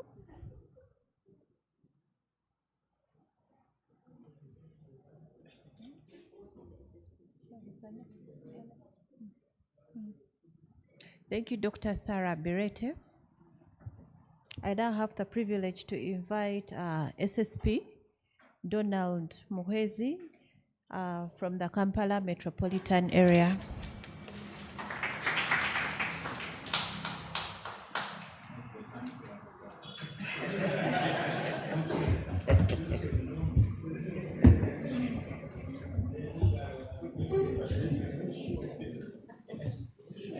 The Honorable Minister,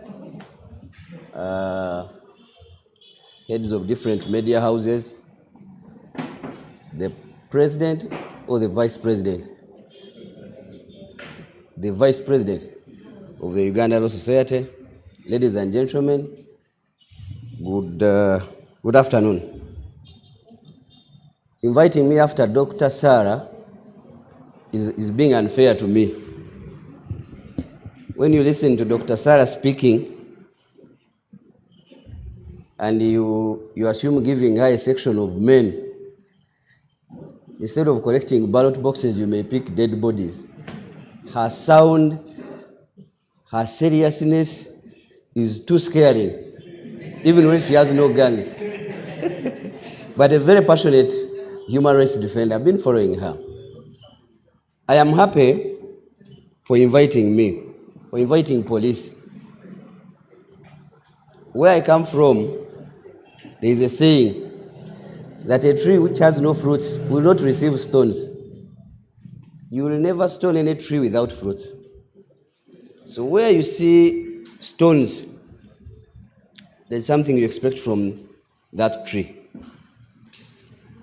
Inviting police is a gesture that you accept that we are a huge stakeholder in what you're discussing. And we've practically demonstrated this, that every Monday, different media houses are invited. The last time I checked, they're even facilitated when they are going back. I don't know whether it's still the case now, after COVID. We've been discussing, we've been having a good relationship with the media for a very long time. Two, I love how lawyers discuss in court. One after the other, when they stand up, they say, "My Lord, the law is very clear." The other one will stand up and say, "My Lord, the law is very, very clear." So my question is, why are these people who know that the laws are very, very clear in court? That tells us that whereas laws are clear, the environment itself must be very clear. In the absence of a clear environment, laws can continue being very, very clear and will continue being in court. 3, I am happy that we're having a discussion about something that is big. Anybody who comes here and reduces this talk to Kawempe or to journalists will be looking at a lower lens. The electoral violence is as old as mankind. Somebody is telling you of what was in Rukunjiri before most of you came to Kampala. 2, another person tells you what happened in NRM primaries. So the entire electoral cycle in this country has been like what you saw in Kawempe. Be it in Arua, Kayunga, NRM primaries, name it. So a debate in this direction is the best thing to do. Everybody that you pass around, borders, restaurants, for those who sit in bars, this is the topic now.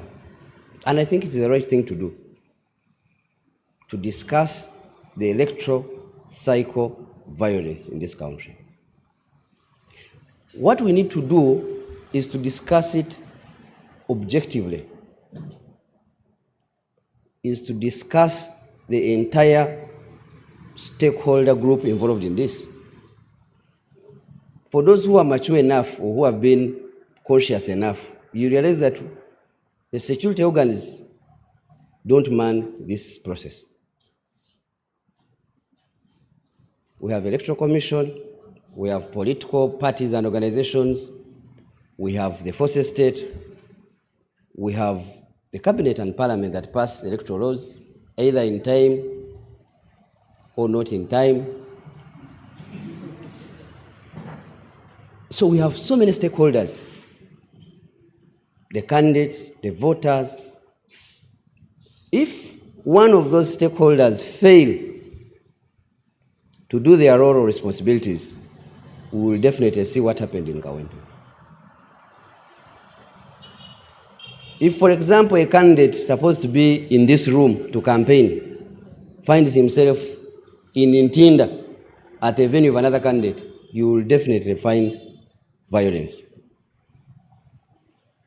Number 4 is that when somebody talks of beating a journalist as something bad, it's as if beating a police officer or a voter or a candidate is good. Nobody should be beaten. Nobody should be beaten. Whether you're a voter, whether you're putting on yellow or green or catch this uniform. And somebody was telling you in 2020, the attack was on NGOs. Now, journalists. Maybe 2026, police is likely to be attacked. So we must, it can happen. It can happen. Those who have been here for long, you know that we've lost police officers. AIP Aryong did not hang himself. Like the vet doctor told you, there is nobody, there is no monopoly over violence. There is no monopoly. The great commanders have lost it, including the famous one in the Bible. Very small boy killed a strong general. So we've lost police officers, we've lost voters, we've lost journalists. We cannot wait to see who is going to be attacked or killed next.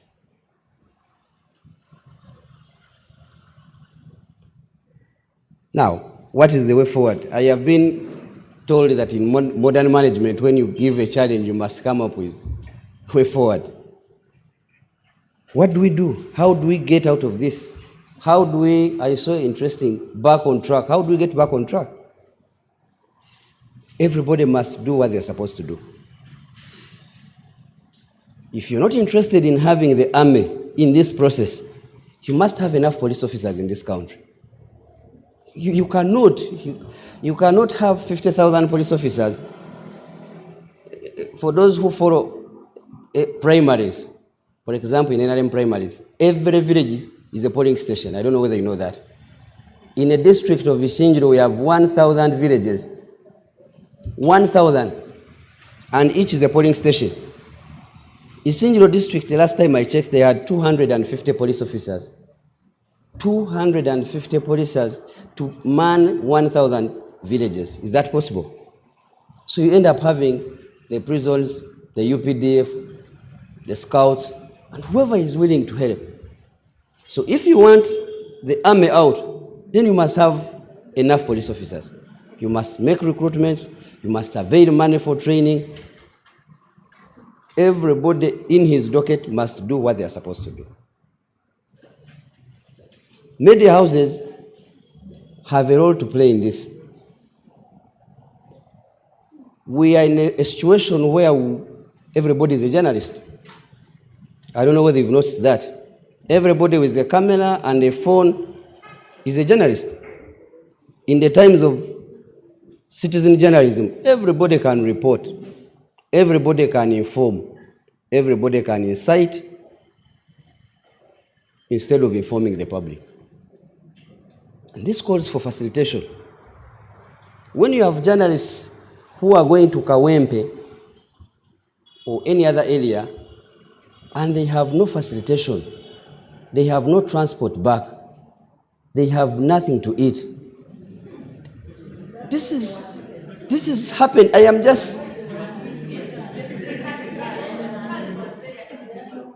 am giving a bigger picture, not actually the Kawempe. Because if I mention Kawempe, you will end up having journalists given transport by a specific group. You will see journalists embarking from a car of a police. That biases their report. If a 9-9 carries journalists to a scene, chances are that their cameras will be facing the other side. 2, we are talking about a field. We are not talking about going to church, as you see. Therefore, you're right to ask for GIAs. I don't think police officers enjoy having element, having GIAs. We don't like it, but we expect and anticipate stones. We anticipate fire, friendly fire, falling down. So this calls for journalists who go to the field to dress like they are going to the field. Like it or not, where we are heading globally, Field is field. You're not going to carry a pen and a book and you think you are immune to stray bullet, to stones, to falling down, to tear gas, so on and so forth. So the media houses must facilitate their people. Training, I agree. In the village where I come from, police, we do not manufacture a single police officer. These are your sons, your husbands, your brothers, your daughters. And like Christians go back to church every Sunday. And by Wednesday, they are doing what they were told not to do. Chances are that police officers backslide like Christians. So you need courses, you need refresher courses, you need training in specific fields. If we are going to 2026, there must be an intentional and purposeful training of how police officers, how security officers can interact with the media. And maybe the media houses are invited in Kabari. Maybe journalists are invited to interact with police officers. Maybe we need to read from the same document. Why do you do what you do? How do you do your work? What is in that camera? Is it a weapon or it's just a camera? So we need to close the gaps that we have. And we must have a genuine, intentional and purposeful training of all parties involved. Lastly, I liked the statement from the vet doctor. He said an incident free is actually boring. Maybe we need to change that. Maybe it's high time we change. We don't need bad news for us to give news. And I was shocked when he said that an incident-free process is actually boring. That if you invited somebody for a community policing engagement with the people, police giving back to the poor, you are likely not going to get the bigger media houses. But if they're saying there is a burning house or somebody is falling into a pit latrine, you will see all the cameras. So, in my wisdom, I think we should change. News is news, whether bad or good. We shouldn't really look for where a man has eaten a dog. Because a dog biting a man should also really be news. I thank you. Thank you for inviting me.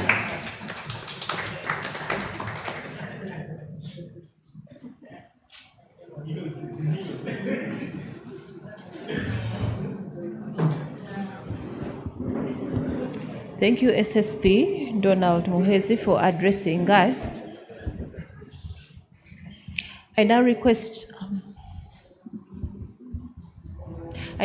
the Vice President, Mr. Anthony Asimwe, to take the podium and invite our special guest speaker for today.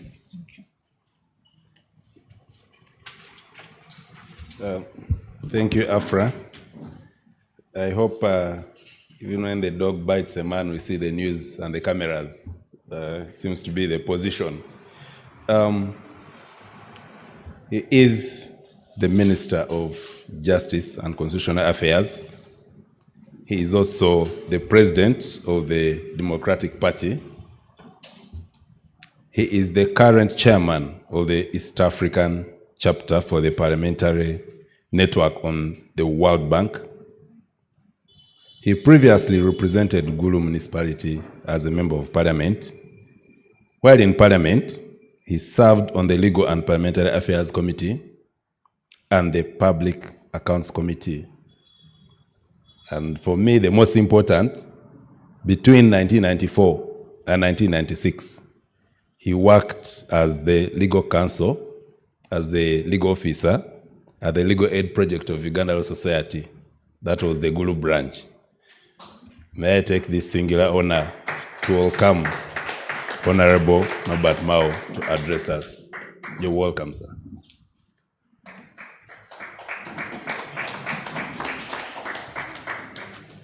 And I must say that the Honorable Minister is very smart today. As happened to him like this.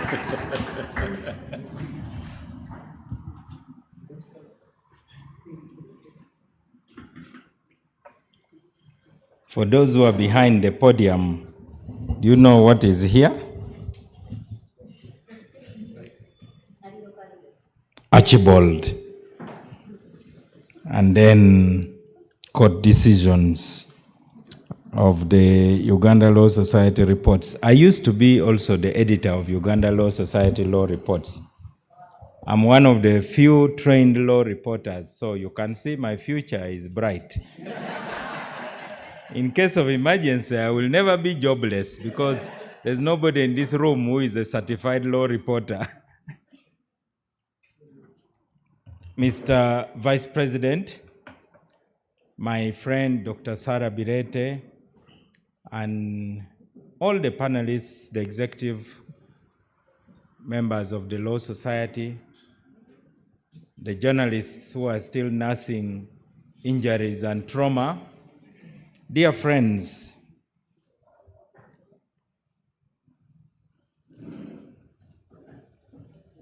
the Vice President thought I would not come because the journalists are creating an impression that the government and the Uganda Law Society are at war. Let me first start by saying that we are not at war. The Uganda Law Society is established by an act of parliament, and there may be differences of opinion, but every difference of opinion is not a difference of principle. And that is why I want to start by talking about principles.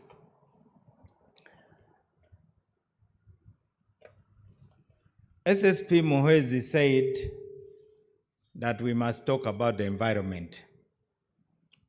So I'll straight away start telling you about what I wrote down about our environment. It's because of the environment that's why we don't have the president of the Law Society here. That is the first symptom of that environment. And we have to talk about it. The president of the Law Society should have been here.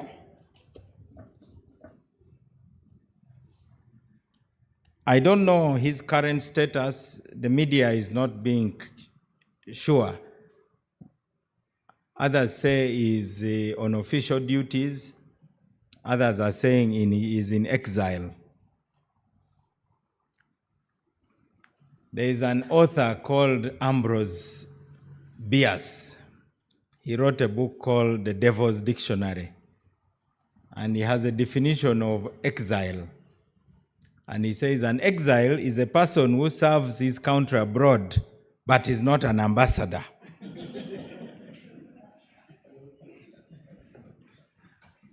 So the president of the Law Society is serving his country from abroad, but he's not an ambassador. And that presents a problem. I am a member of Uganda Law Society in good standing, though I've been told that the accounts is supposed to send me an invoice for my arrears. I carry my card proudly, and I'm not happy that our president is out of the country serving us from abroad, yet he's not an ambassador. I was enrolled in 1994. And I got ID number 1478. If I'd come earlier for the ID, I think the number would have been a smaller number. After failing to be a state attorney, I failed the interview in 1993 for a number of reasons. I'm told I passed, but I was not given the job because I didn't have a good record, having led strikes in Makerere and joining the public service, they were not sure that was the best thing for me. And I really thank them for making that decision, because I don't think I would be here if I had been offered that job. Sometimes being outside your comfort zone is a good thing. So I start by offering a word of encouragement to everybody in this room. Nobody is in a comfort zone, starting with me. The police have told you they are not in a comfort zone. The Uganda Law Society is not in a comfort zone. The journalists, you are definitely not in a comfort zone. And that therefore means this is actually the best time to make radical changes in our country, because everything is fluid. You know, stability is not good for change. Newton's first law. A body will stay in the same state of motion until another force acts on it. And this is the time we are in Uganda. And it is not a partisan force, actually. The young people who you see making noise and issuing threats are not of one party. They are of different parties. So today is about mutual accountability. While walking in here, I expressed some fears to the Vice President. I told him, I hope this is not a court-martial where the Minister of Justice, in his capacity as the public face of justice, will be put on trial. And I see attempts to put us on trial. I was happy when I saw SSP Muhwezi coming in as a co-accused in this case. We accept that because it is the duty of the Uganda government to serve and to protect citizens. And the president takes a different oath from all of us. If you look at your constitution, it is only the president's oath, which includes that phrase, to promote the welfare of the citizens of Uganda. Study those oaths, they are not the same. The one of the president, if you Google it now, says to promote the welfare. That's a very big assignment, and I think that's the reason why he's running around the country inspecting small goat farms to really see whether the trillions of your money, incidentally, PDM is not borrowed money. PDM is money of Ugandans, and that is why it cannot be played with. Now, my job is to tell you the reality about democracy. I think all the countries in Africa and some of the other underdeveloped countries attempting or pretending to be democratic are like, a very fat man trying to dance ballet. That's what we are really attempting. I told you I would tell you the truth. And at the age of 58, which age I made on the 12th of March, I think I'm entitled to tell the truth, because at my age, you are getting closer to the important meeting with your maker. So you need to reduce lies. So as I cut down on any lies or attempting to be economical with the truth, I have to tell you that we have struggled with democracy.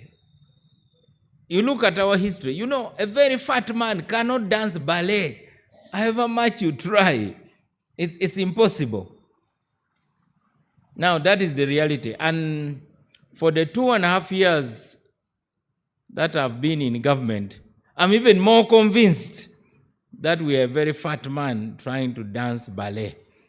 So I repeat what I often say, that text without context is pretext.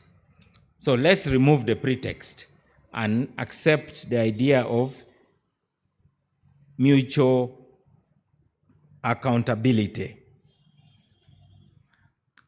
All of us here cannot start disputing each other's story because we are talking about our experiences. So it is not my job to come and say, Abubakar, you are lying. Why? I wasn't there. You are talking about your experiences. Now, for me, let me start by telling you how I became a member of DP. To begin with, I'm not from a DP family. My family was, has been, and largely remains solidly and unapologetic UPC. I decided not to join DP because of an experience which has stayed with me. In 1980, myself and a friend of mine called Clay Ujanga, the son of the former minister Dujanga, we were 13 years old, students at Magua Primary School in Jinja. We saw these UNLA people on TV. We used to see the leader of UPM, now President Yoweri Museveni, and we thought we needed to hear what he has to say.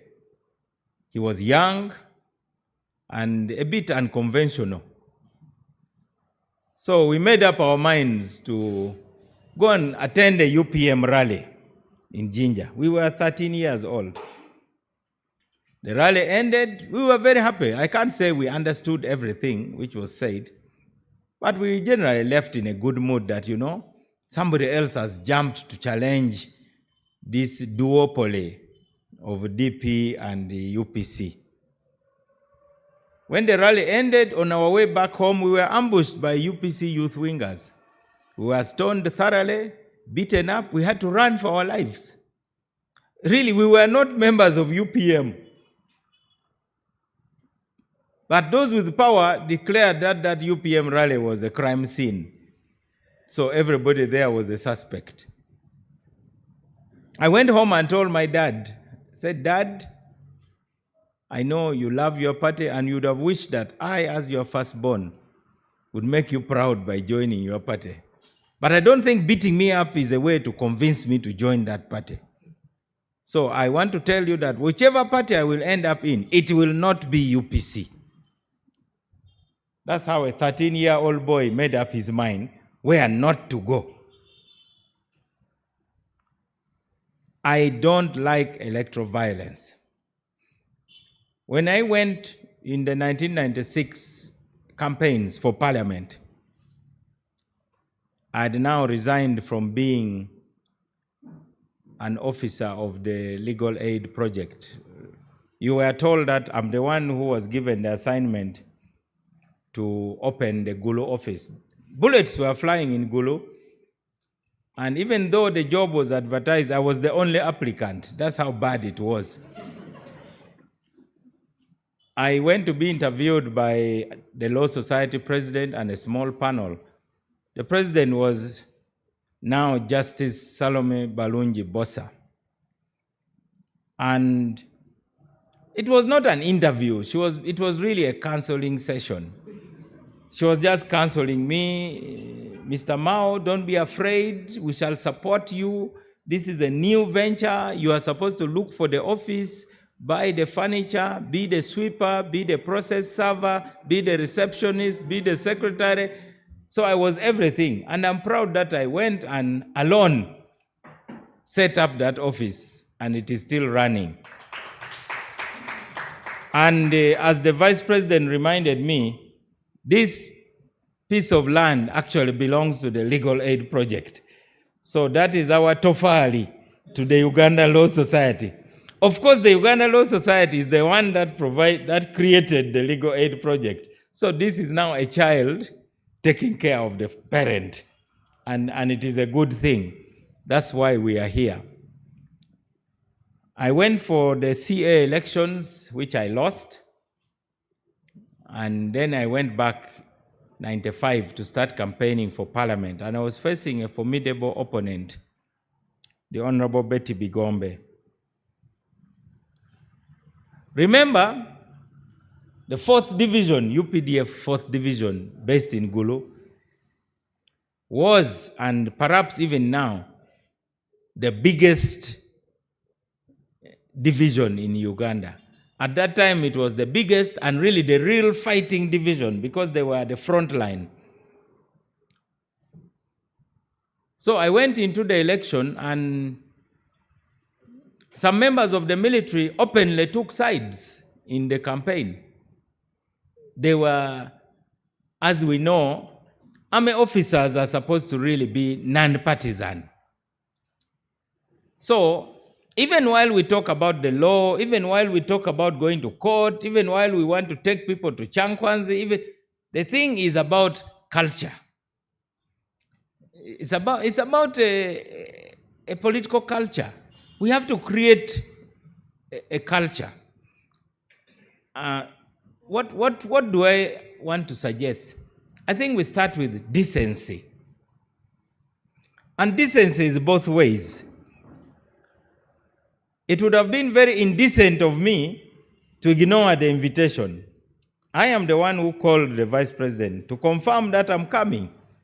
He never called me. I think he was trying to test me to say, do you respect the Uganda Law Society? Irrespective of what we think about the leadership of the Uganda Law Society. This is the Uganda Law Society, a pioneer and perhaps what I would call a premier professional association in Uganda. So we will not reduce the Uganda Law Society to the size of any single individual. And I really call upon everybody in Uganda to realize that it is our duty to rise up to the size of the Uganda Law Society, not to try to reduce the Uganda Law Society to our size. Disagreements will continue. If even in heaven there was a disagreement, where do you think there will be no disagreement? Go and read Paradise Lost by John Milton and read the devil's arguments for democracy in heaven. Yeah, it is a very well argued speech. And when he finally decided to rebel with his troops, he said something which is often quoted, and it was the favorite quote of Dr. Milton Obote. Lucifer, that was his name as an angel before he was either demoted or promoted to Satan, depending on where you stand. He said, to rule is worth ambition, for it is better to rule in hell than to serve in heaven. Now, there are people who simply love chaos, as long as they're in charge of it. So they don't mind chaos, provided they are ruling in the chaos, rather than to serve in a peaceful environment. Let me repeat it. To rule is worth ambition, for it is better to rule in hell than to serve in heaven. He did not like the idea of being anybody's servant. Now, that's what they call do or die. You are talking about do or die. This is what the definition of do or die really is. So, I agree with the idea of being back on track. I'll only add that we should be back on the right track. Because if you are back on the wrong track, it won't take you to a better place. And however fast you move, if you are moving on the wrong road, it's really a waste of time. Yesterday we went to a burial and we got lost in Mukono. We were driving very fast and we got nowhere. We never reached the funeral in time. So, what is the right track? I wrote down some thoughts of mine because everybody came with their prescription and their own, I don't know what I should call it, prognosis. In 2021, the Uganda Communications Commission, together with the Electoral Commission, issued guidelines to journalists for the coverage of the 2021 elections. If there's any journalist here who has ever seen those guidelines, please put up your hands. Yeah. Yeah, you have seen it. I wish I had a copy here. I was in a rush. I was running late. I forgot my copy. Now, that is the starting point. So, the culture of defiance, for the sake of defiance, is a culture that this country needs to push aside. Now, I'm telling you as somebody who really knows defiance and who knows how to protest and who knows how to be radical. I don't just talk about it. I know what it is like to be. So, all media houses, please know what the guidelines are. Then it is the duty of the UCC and the ministry in charge of information and national guidance and ICT, together with the media houses, to share those guidelines with the journalists. And I do believe that as we head to the next election, there's need to revise those guidelines now.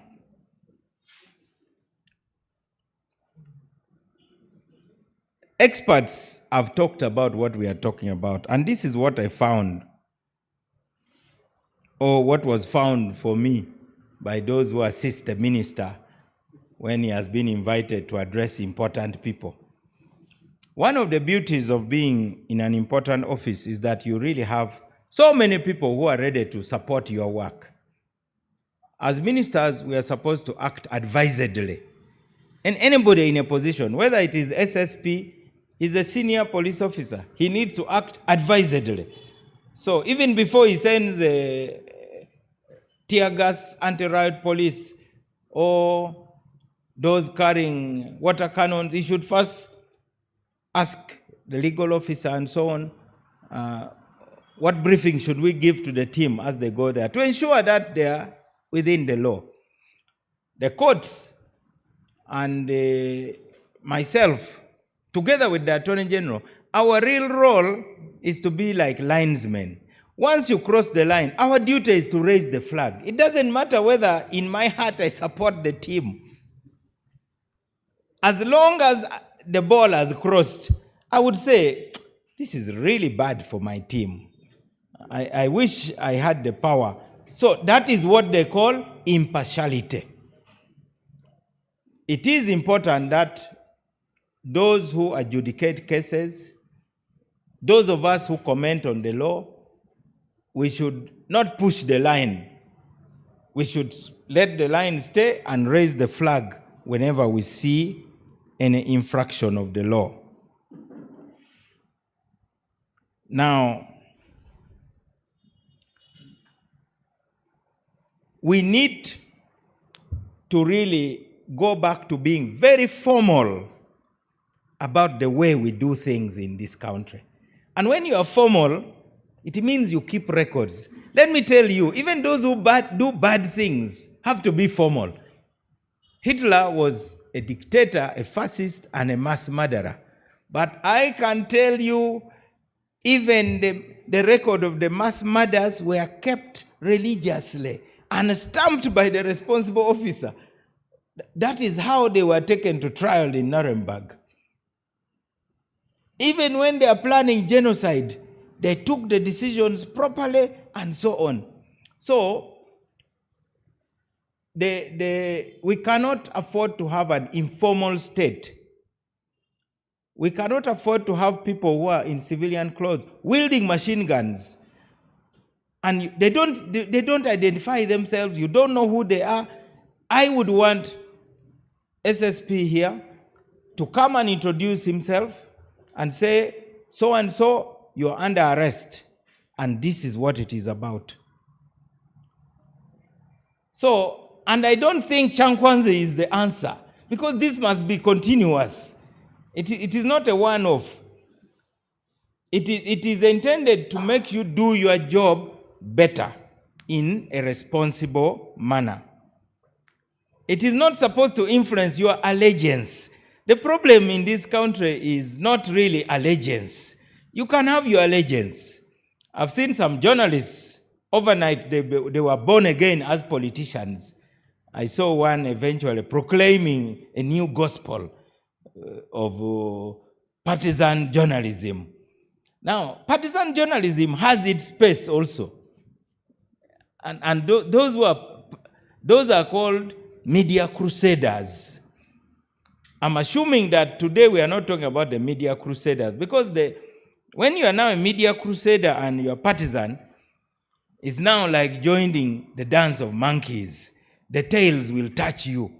There's no way the tail of the monkey will not touch you when you jump in the dance of monkeys. Because the monkeys, really their tails get excited independent of the brain sometimes. So when the monkey's tail touches you, so people will say, so what are you doing in this dance here? So I think this is a food for thought. We are telling the army, stay in your lane. And we are also expecting that everybody will stay in their lane. You have told us no firearms in the polling station. There should really be no firearms in the polling station, because a firearm is a weapon and it responds to a threat, and it must respond to a threat which is proportional to the weapon. I expect batons, I expect radio calls to get backup. I expect that there should be an encampment where you have people who can respond quickly. I would not have minded to see members coming, provided there is information that there's, clear and present danger. That is what I would have expected. But it did not happen. So we want formalism. If you are going to push journalists into a vehicle, the one that you call the drone, they should have an idea of why they are being pushed in there. That is the beginning of due process. And then punishment is the last stage of a process. I cannot start by punishing you and then say, we suspect that you did this. Did you do it? But I've already punished you. Why do you aim your cameras at us? But in the meantime, the punishment is being delivered. So you are punished, then they tell you, get out of the car. Those are things that should be roundly condemned. It is important that we do that. Now, that is where linesmen come in. Then number 2,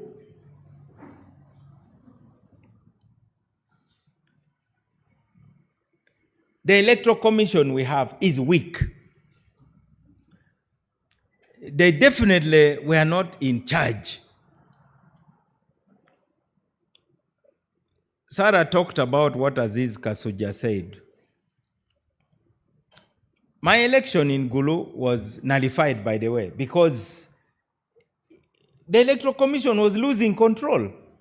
There was a funny law which provided for voting in restricted areas, which means that soldiers in the front line, soldiers who have not listened to any campaign speech, have probably been shown only one poster of one candidate, as we suspected and were able to prove. We are going to vote and put their ballots in an envelope, and over 3,000 envelopes would be delivered in Gulu to be counted and added to the normal votes from the normal polling stations. There was a law on voting in restricted areas. That would mean that a helicopter would go to Congo, where we have deployed troops, and they would vote. This is like a diaspora kind of thing now, only that it is kind of specialized. So our troops who are deployed all over, whether Somalia, they would also vote and put their votes in the envelopes. That's what happened in 1996. Some of you don't know that, but I can tell you because I was a candidate in that election. So, I was winning the election by 1,900 and something, close to 2,000 votes. But I was told that there are 10,000 troops who have not yet voted. Do you think I really had a chance? Or did I really have hope? I had no hope. We were pushing the returning officer to declare. He said, I cannot declare because according to the law, and it was the law anyway, passed by Parliament, that we should wait for those votes. Now, sometimes those who want to rig make mistakes. Now, instead of using the voters' register, they use the army payroll. As a result, the ghost soldiers, the dead soldiers who normally receive salaries, were now supposed to vote. One of my agents, called Reverend Olao, went and sat to represent me at the vote counting. And he had the name of his brother, who he had buried some time back, that suddenly he had found it in his heart to vote for my opponent. That was a non-partisan election. We were all movement. So he protested. So he sent a message to me, and I said, stay there and see what is happening. But all the votes were for my opponent. You would not hear Mao, just Bigombe, Bigombe, Bigombe, Bigombe, endlessly. And it was now passing 1,500, and then he noticed another thing. That, wait a minute, these ballot papers don't have serial numbers. They had actually photocopied ballot papers. They didn't have enough of the original ballot papers. So when he observed that, he raised another alarm. He sent a message to me. I sent back a message. I said, walk out. So my entire team walked out. So the other side was now very annoyed also. Meanwhile, on the streets, people were just gathered in silent protest, and the election became such a big matter. All the young people, my first cousin brother, Nicholas Opio, was a little boy. He was also saying that he's going to guard my votes. He also went that he's also going to guard the votes. We found him. He left home alone, saying there are votes to be guarded. So the citizens realized that, if the state cannot defend their ballot, they have to step forward and defend it. Eventually, the other side also walked away. Then the returning officer was stranded with the ballots. Imagine you are a referee in the football pitch and the players have walked away. Now, what do you do? Before the 90 minutes, you go now to the FIFA rules. They sent the same Aziz Kasuja to come to Gulu. But Gulu was very, very hot because it was still highly militarized and there was even insecurity. I remember there was a soldier, he was called Kanosula. For him, he was openly partisan. One time, he even pulled a pistol and waved it at me in his Luganda English. You, Mawo, you are not going parliament, you are going mortuary. Now, what do you do in that kind of situation? When somebody who is supposed to protect you is telling you where you are heading. The point I'm making is that at this time we should be doing better. We should not be doing worse than where we came from, because we cannot afford to witness democratic reversals. So Kawempe was a drastic reversal in terms of expectations. My point was about the weakness of the Electoral Commission. I went in the morning to see Vice Chairman Aziz Kasuja at a hotel called Hotel Roma. I arrived at 7. The receptionist told me, the man took off at 6:30. He said this is impossible for him. So he left Gulu to report to his boss, the chairman of the Electoral Commission, Stephen Akabwai.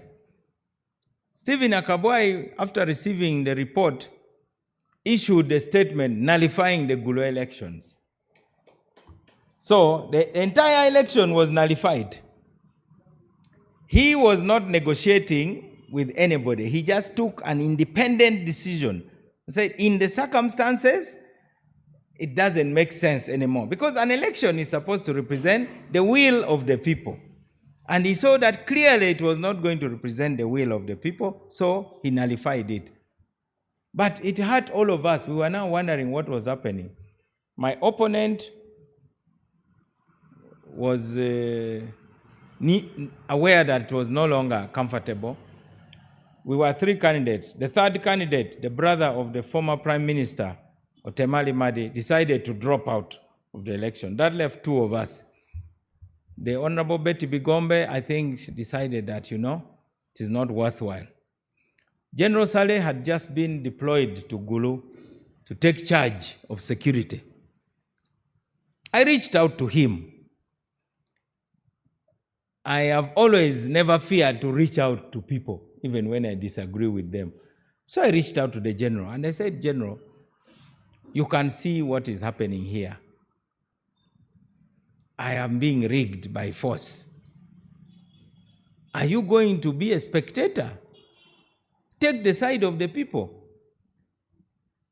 Are you safer with me? By that time, by the way, the so-called movementists were already a big majority in the parliament.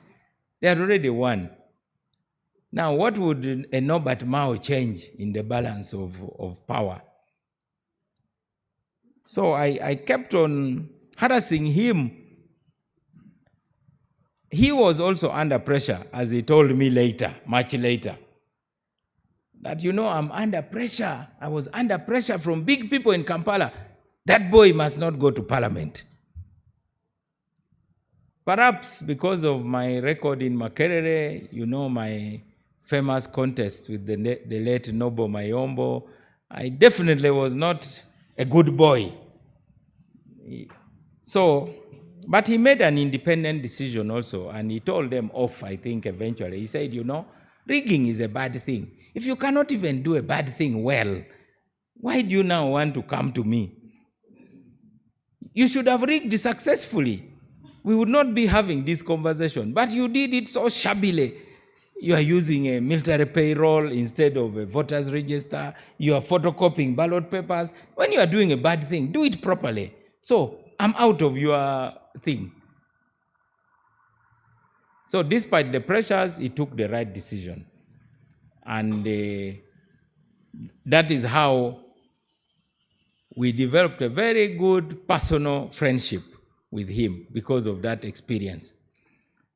And I think he decided that, why should we recruit for the LRA? If somebody who has clearly won an election is kept out through dubious schemes, it doesn't matter anymore whether Mao is in parliament or not. He can still be a very strong leader without going to parliament. So the Electoral Commission did the right thing. I don't know whether what followed was really legal, because my popularity was so much that even calling an election was no longer really a feasible thing. Ideally, when you nullify an election, you must set the date for another election, set a date for nominations, and a campaign period up to another election. But what the chairman of the Electoral Commission, Stephen Akabwai, did was simply to come to Gulu, people assembled, and he announced that now Norbert Mao is the MP. For those of you who like research, if you go to the Electoral Commission offices, they say Norbert Mao unopposed. But there was actually no call for nominations. Now, I always tell those who yell about people power, I say people power started with me, because that was really people power. It was the real people power. And unresolved conflicts also lead to violence. There are so many undercurrents in the elections. If one political party feels so aggrieved on account of its members being in detention for long, having been subjected to torture, then those play as undercurrents. The issue is an MP for Kawempe North. But that now was not really the only issue. There was these undercurrents, what I would call unresolved ongoing conflicts over several issues that somehow lead to violence. Then on the side of the state, you now have a party which is beginning to be like a paramilitary party. You have members of that party coming and threatening to slaughter people. Now, all those are undercurrents that we must really investigate. I don't want to be slaughtered for what I believe in. So if you threaten to slaughter me, I think I must make sure that first and foremost, the first law of human nature is self-preservation. That's why even those of you who have taken flights on aircrafts, the safety measures include a statement that first put on your oxygen mask before assisting any other person, even if that person is your baby. Because why should you commit suicide, then you have 2 dead bodies? So first, secure yourself before the others. So we said we would be objective and talk openly. Those are my 3 observations, which I've told you. The informalism, where people who are, nobody knew who was in charge of security. If I asked any of you, who was in overall command in Kawempe North? Somebody who is like handling headquarters. Like when there's a football match, you see those places where they say that's where the FIFA officials are. In case there's a problem, that's where you go. In the case of Kawempe, I'm not sure. Of course, while preparing to come here, I also had to call other people. Concerning the contradictions between the judiciary, government officials, and so on, with the radical new bar, as you call it, I called the Chief Justice. I spoke to the Attorney General. I spoke to now Justice of the Court of Appeal, Sekana. I went and visited the Inspector General of Police in his office. I spent almost 2 hours meeting him. Today morning, I spoke to the commandant of Kampala Metropolitan Police, and I do not know whether you people engage at that level, because it is not enough to come and unleash fire from here. You see, even Ukraine and Russia are talking, even when every day they are planning how many missiles they should send. Even Hamas and Israel, they are talking. Even me, when I was president of the very radical guild of Makerere, at the end of the day, 2 students lay dead, so many injured, including the speaker, Jacob Olanya. I had to humble myself and say, by the way, let me create a small bridge, however shaky, even if it is made of bamboo. At least let me build a bridge with the commander-in-chief. So I picked the phone and I called State House number. Just I saw that this is State House, this is the phone number, so I rang it. So at the age of 23, you think that the president is seated at a desk, then the phone rings, then he picks, hello, Your Excellency, this is Norbert Mao, but that is not what happens in reality.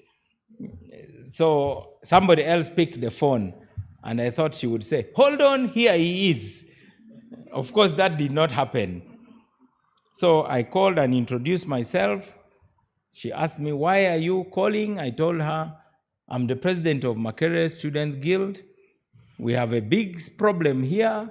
There has been violence, and we believe that we have legitimate concerns. We request to meet with the president. And she asked me, why?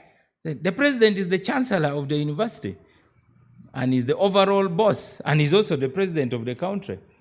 We need to talk to him. She said, well, we will get back to you through the office of the vice chancellor, because I had called from a call box. That means I basically had no number. So the lady who spoke to me is now the one you know as Allen Kajina. At that time, she was a presidential assistant, and she was then called Allen Kakuyu. So I have not started my peace processes today. I started from a very young age. And I agree with those who say if Ugandan leaders would talk to each other, we would not have had the sad history we have had. For instance, why wouldn't the president of Uganda, who was then the Kabaka, Sir Edward Mutesa, why wouldn't he talk to Dr. Bote? Why wouldn't all these people talk to each other? The other day I was seeing President Kagame and President Tshisekedi talking in Qatar. They cannot talk here in Nairobi, but they need to go to Qatar. So, on the first issue about the role that Uganda Law Society can play legitimately, and it's really about reaching out. It was a very good gesture for our president of the Law Society, Semakade, to come for the opening of the new law year. And what happened did not build peace, because building peace also depends on timing. Sometimes a conflict must first mature. You know, it is like a boil. You don't squeeze it too early. If you squeeze it too early, you may only irritate it. I tried my best, but I think the conflict is now mature. Now that our president is serving us from abroad without being an ambassador, I think that conflict is now mature. And I'm pleased to tell you that the Attorney General himself said he is for a mediated process. He says he's unhappy with what has been done and said about him, but he believes that it is okay. And if much as he doesn't want to focus his energy in the process, but he says he will support whatever we are attempting. And the Chief Justice says, look, we feel wronged as the judiciary and we demand an apology. I now need to look for our president, who is serving us from outside, yet is not an ambassador, and deliver the message to him. So one of these days, if you get me, you see me getting on the plane to look for him, I'll be delivering some messages to him. The Uganda Law Society serves thousands of professionals, and they have legitimate concerns, and I think the issues can be resolved. The Chief Justice is in favor. The Deputy Chief Justice outgoing. And remember, we did a course in alternative dispute resolution, including the Chief Justice. We passed some passed with flying colors, some of us not so much with flying colors, but we passed. So now that we must now practice what we preach, that we must have alternative dispute resolution. And that goes for everybody. We were angry with the Uganda government. The Uganda government was angry with us. They were calling us hooligans. But within 3 days, we got a call from State House, who relayed a message through the office of the Vice Chancellor. And we went to State House. I selected a team of 5 people, including former MP Dr. Lyomoki. And we spent almost 4 hours arguing with the president. Now, this mutual suspicion should stop. And my coming here should be that shaky bridge. However shaky, but at least there should be a bridge. We must talk to each other. The government of Uganda is supposed to give you 5 billion shillings to finish. That cannot be disrupted. The Right Honorable Rebecca Kadaga is pursuing that, and I'm going to work with her, because that has nothing to do with the Radical New Bar. The Radical New Bar is your own concoction. What we know is Uganda Law Society. That's the one we know. That's like you have ONC, Bazukulu. Those are concoctions for politics. But the constitution of Uganda and I believe the constitution of the National Resistance Movement does not have all those kind of Bazukulu things, sijui what, and so on. The FDC, they had what was called P10. It was definitely not part of the FDC constitution. So for us, we respect the role of the Uganda Law Society, and we have to go and kubanja the 5 billion, so that the good work that you have done here as the society, and all of us contributed lots of money to get this project up. We must not let anything poison this. This is an honest conversation. Now my prescriptions. The Kawempe elections were not safe for everybody. Even a person who is trained has confessed here. By the time you are an SSP, you are trained to protect yourself and protect others, and to even inflict injury on those who are threatening you. But you have heard him. He came here, he said, even as we were not safe, and he gave you examples. So how can we make elections safe? Today, we need to have a coalition to combat election violence. That is a creative way. Of course, because of underlying issues, you heard Dr. Sarah Birete wanting the president to be subjected to medical examination and so on. That's really not why we are here. If you are serious about that, there's a procedure on how to do it. And I expect you to move in that direction. Even if you want a vet doctor to be the one, now that you are calling him a monster, perhaps it is a vet doctor who should do the medical examination. But that still goes back to the underlying issues. When we were fighting for peace in the north, there were so many underlying issues. They tell you, there was a massacre here, there was a massacre there.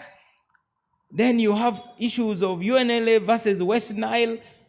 In Uganda, every part of the country has suffered. And so we need healing, a comprehensive national healing. Everybody should bring their issues. That's why we promote dialogue. But even while we were suffering in those areas of Acholi, the West Nile people were also telling us that your children, after the fall of Amin, instead of proceeding to Gulu, first branched to go and cause mayhem and chaos in West Nile. They went and committed massacres, they killed people, smashing babies against trees. But it was unthinkable. So sometimes a victim also can victimize others and so on. That is the complexity. So our elders had to do what they call gomotong, which means the bending of spears. Our elders from Acholi went to West Nile and they did a ceremony of bending spears. Because how will you survive as a society if you cannot confess your sins and forgive one another? So let's start the consortium today. Now, the other thing is,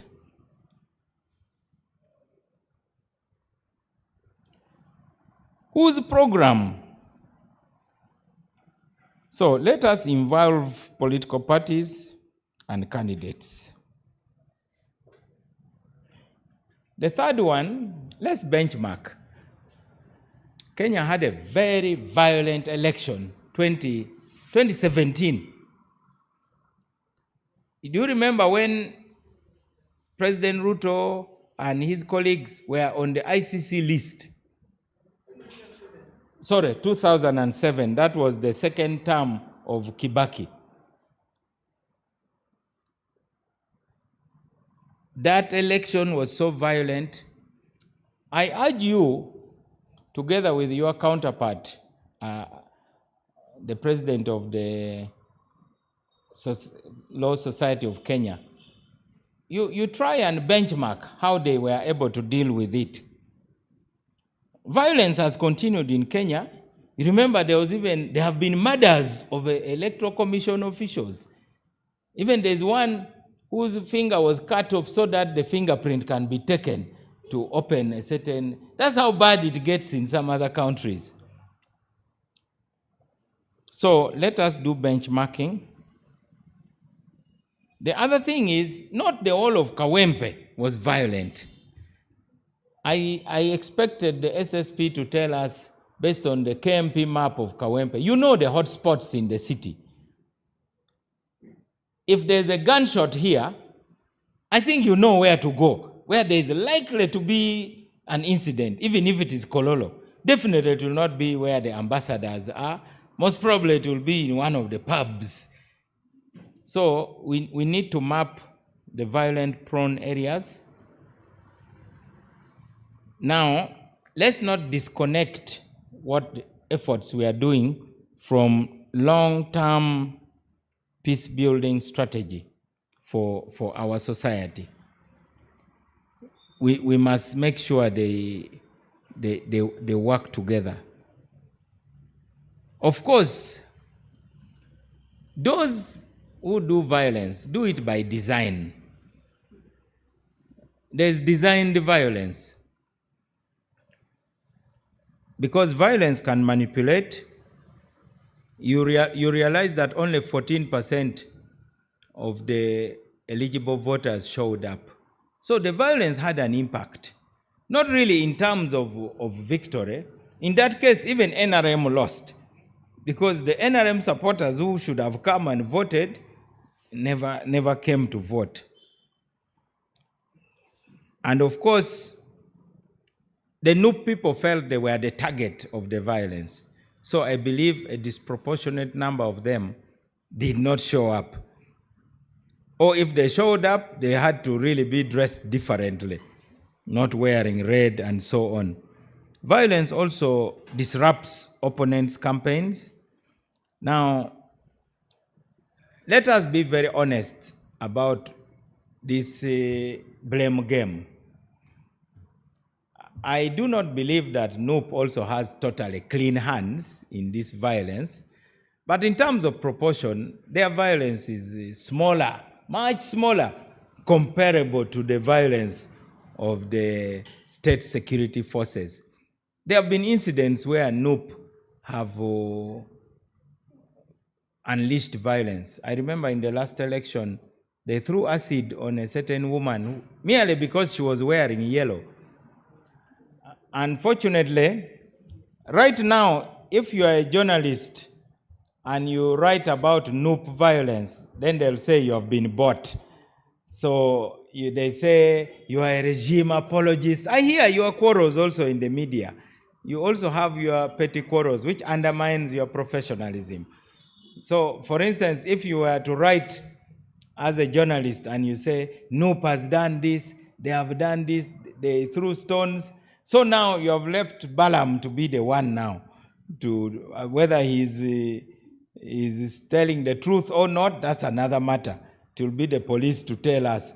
But we really expect that you really highlight all incidents, so that for those of us who are used to being attacked, we don't mind. We speak the truth.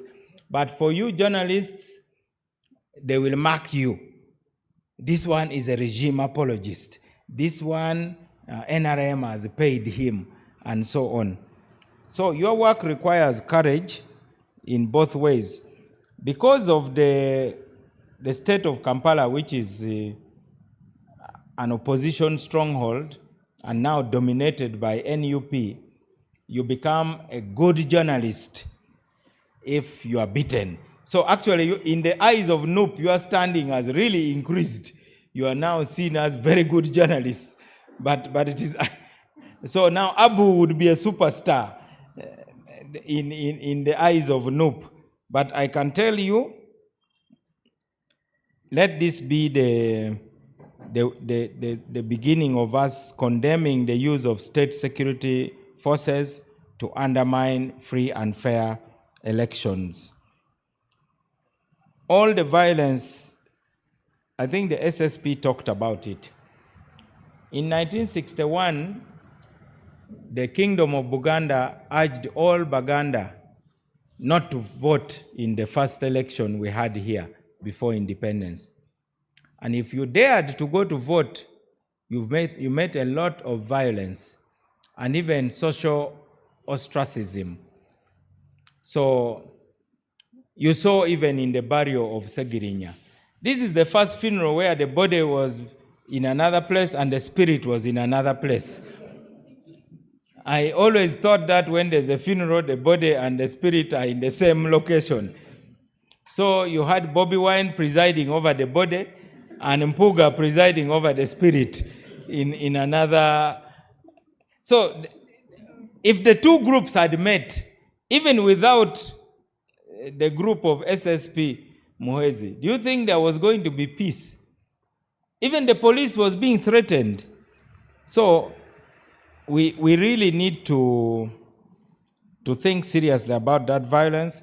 In 1961, the Kabaka Yeka were cutting off the coffee plantations, banana plantations of the DPs, because the DP insisted that they would participate in the election. And people went to parliament with 50 votes, people went to parliament with 70 votes, because there was so much intimidation. Now, that was not the Ugandan state. This was a kingdom.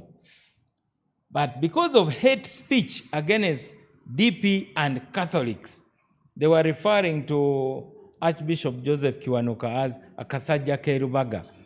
So we need to share with you his pastoral letter. I don't know whether you people really want to read that, but it's important to know that 1962, again, there was violence. 1980, I told you my own story. There was violence and also propaganda. Now, for us in Acholi, the UPCs were saying, if you vote for DP, you are going to carry bricks and stones from Gulu all the way to Kampala to build the walls of the Lubiri. Now, would you really vote for DP if you are a sound-minded person? So I think the level of intolerance has increased, and it is fueling the violence. When you listen to the speeches, and we expect that Bobby Wine should tone down, even our own president, Yoweri Museveni, some of the things that he has been saying in the past. Remember where he said two contradictory things. In one, he said, oh, I understand they were beaten properly. Now, that one definitely is not a good thing. He is the father of the nation. He talks about the Bazukulu. The people being beaten are the Bazukulu. If they are misled, there should be ways. I wouldn't mind even if 200 people are arrested and charged properly in court and sentenced to community service. They would pick all the garbage in the city. I need that. They would really clean up the city. They would go and they remove all the plastics and so on. Let them be sentenced. And they know that actually the legal machinery works. The legal machinery should not be through a stick. And then in another speech he said, you have no right to beat anybody. Now those two were diametrically opposed. So it's our duty as his principal advisors.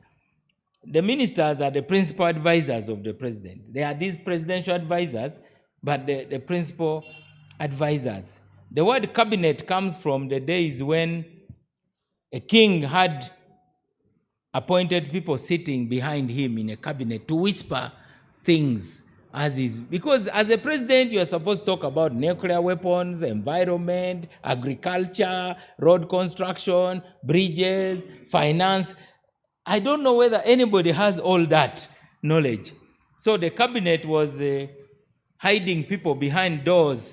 So if a difficult question is asked, then somebody whispers. And it is our duty to speak courageously about ways of holding the country together. I personally believe that this conversation is extremely healthy, especially given that the most rigged election is the one which led to the Bush War. We must never forget that. because free and fair election is the mother of all human rights. All the other human rights flow from that right. Lastly, two-way violence. I've already hinted on it. Right now, we have talked about one way, but I want to say we must talk about two-way violence. And all of us engage in it, by the way, because somehow voters seem to like leaders who have a measure of militancy. So you find NRM had the Border 2010. And even the late Tamale Mirundi used to move with a hammer. He would carry, and he would make it clear on TV. People tend to think that is a sign of strength. In reality, it is a sign of weakness. Then Kano Besige had P10. And now those informal militias are the reason why we had November 18th. And at another stage, I'll tell you what I know about that date. Because if that group had not been disrupted, I don't know what would have happened to the country. So I want to promise the following as Minister of Justice. Number one, I'll be very supportive of the coalition you are creating. Number two, the Uganda Law Society should have meaningful dialogue with the agencies they are quarreling with, because that is its mandate, to serve the members of the Law Society and to serve Uganda. You are very important players in the rule of law. Number three, I chair the Cabinet Standing Committee on Human Rights. I'm going to speak to my colleagues and the people who sit in the Cabinet Standing Committee on Human Rights are very senior. Many of them are more senior than me in government. The Vice Chairman of the Cabinet Standing Committee on Human Rights is General Kahindo Tafire. And among the members, we have the Attorney General, we have the Minister of Defense, we have the Minister of Security, we have the Minister of Foreign Affairs. Now, those are all generals. We have got the Minister of Local Government, we have got the Government Chief Whip, we've got the Minister of Gender, Labor and Social Development, and finally, we even invited the Secretary General of the NRM as an ex-officio. I want to urge that we have a face-to-face with the Cabinet Standing Committee on Human Rights. Let's face each other and talk honestly about the real problems without going into too much rhetoric. Because let's not dance around the problem. Let's solve the problem. We can dance around the problem, but we can solve it. I don't know whether Uganda Law Society got the draft National Action Plan on Human Rights. We are now finalizing the National Action Plan on Human Rights. And we must actually include a chapter on human rights during elections.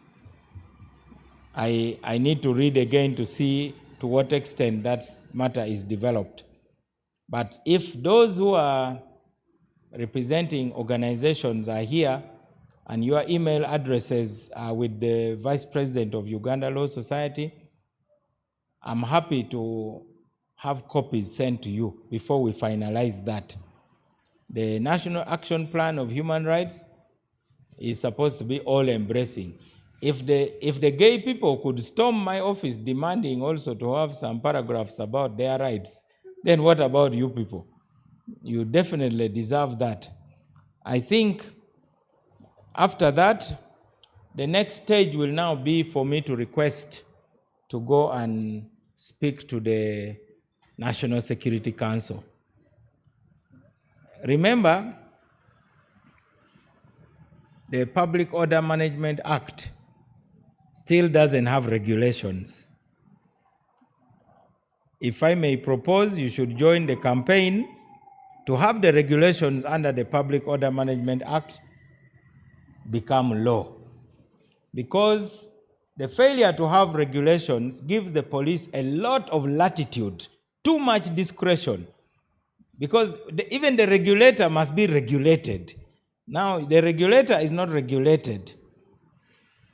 So, and that is why there are many disruptions.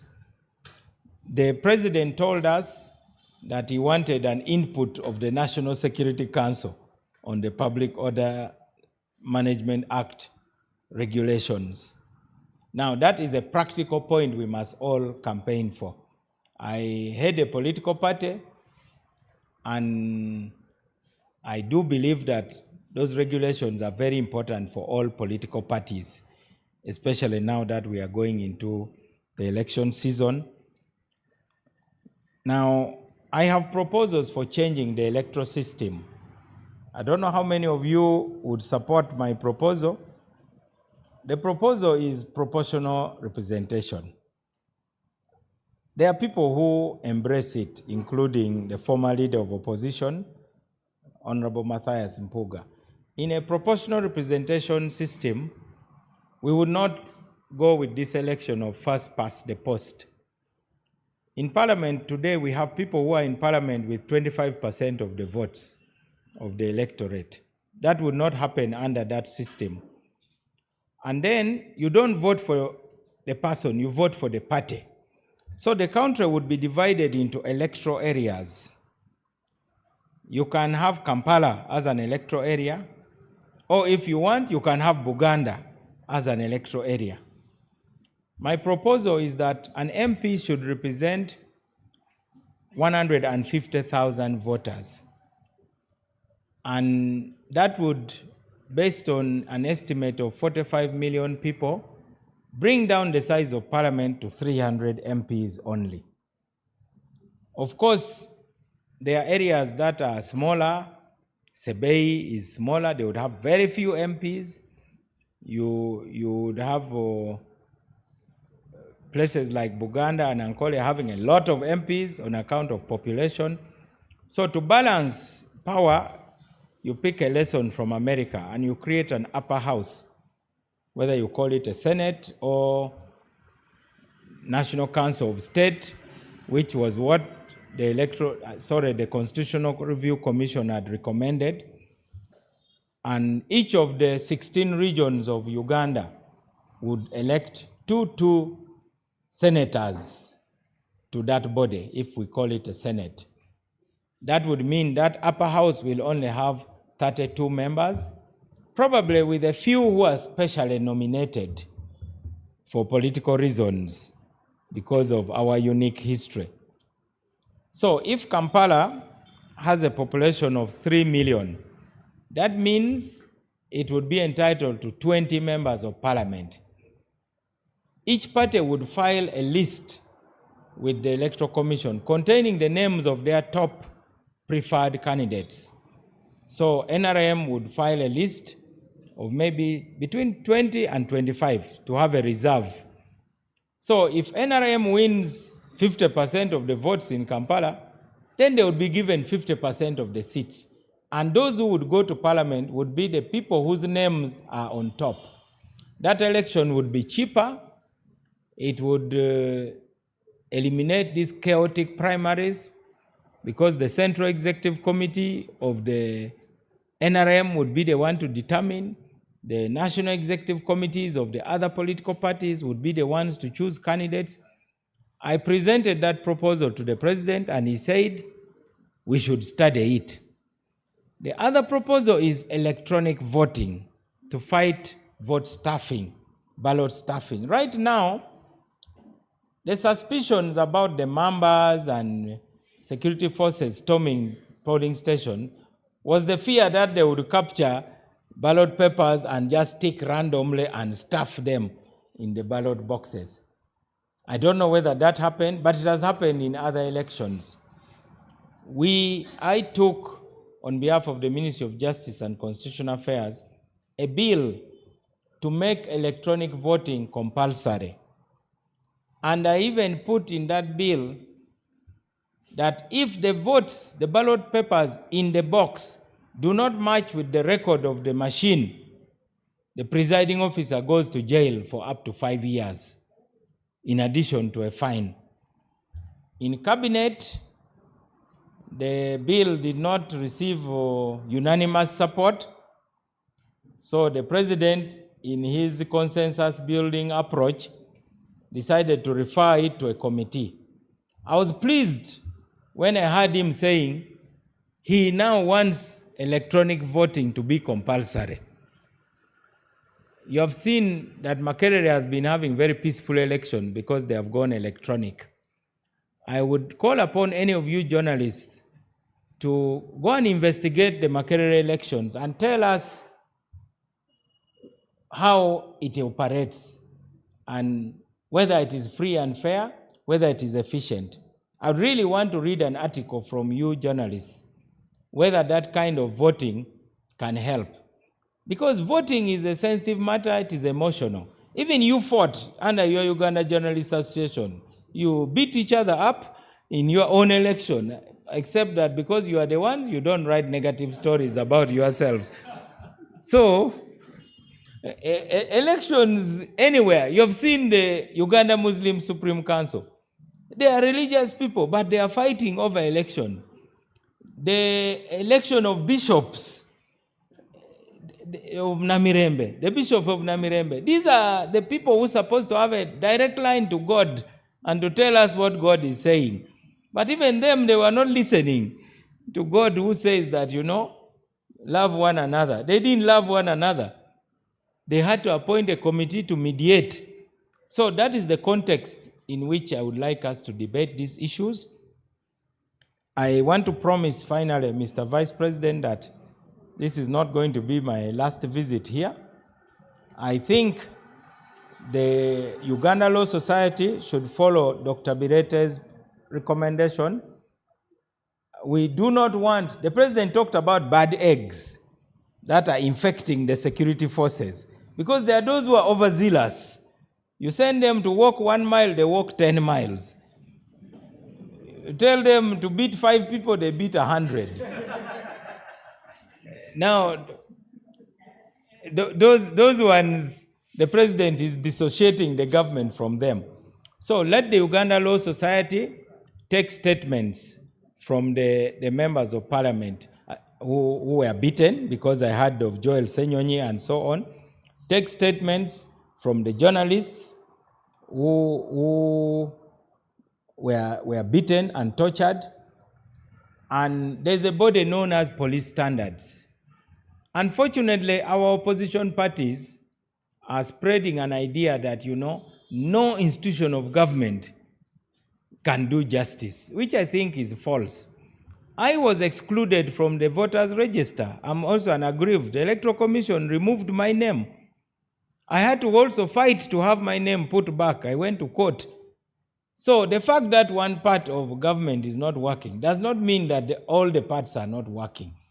They say the abuse of something is not an argument against its proper use. The police can be properly used. The police can also be abused. The fact that somebody is abusing the police shouldn't stop you from calling.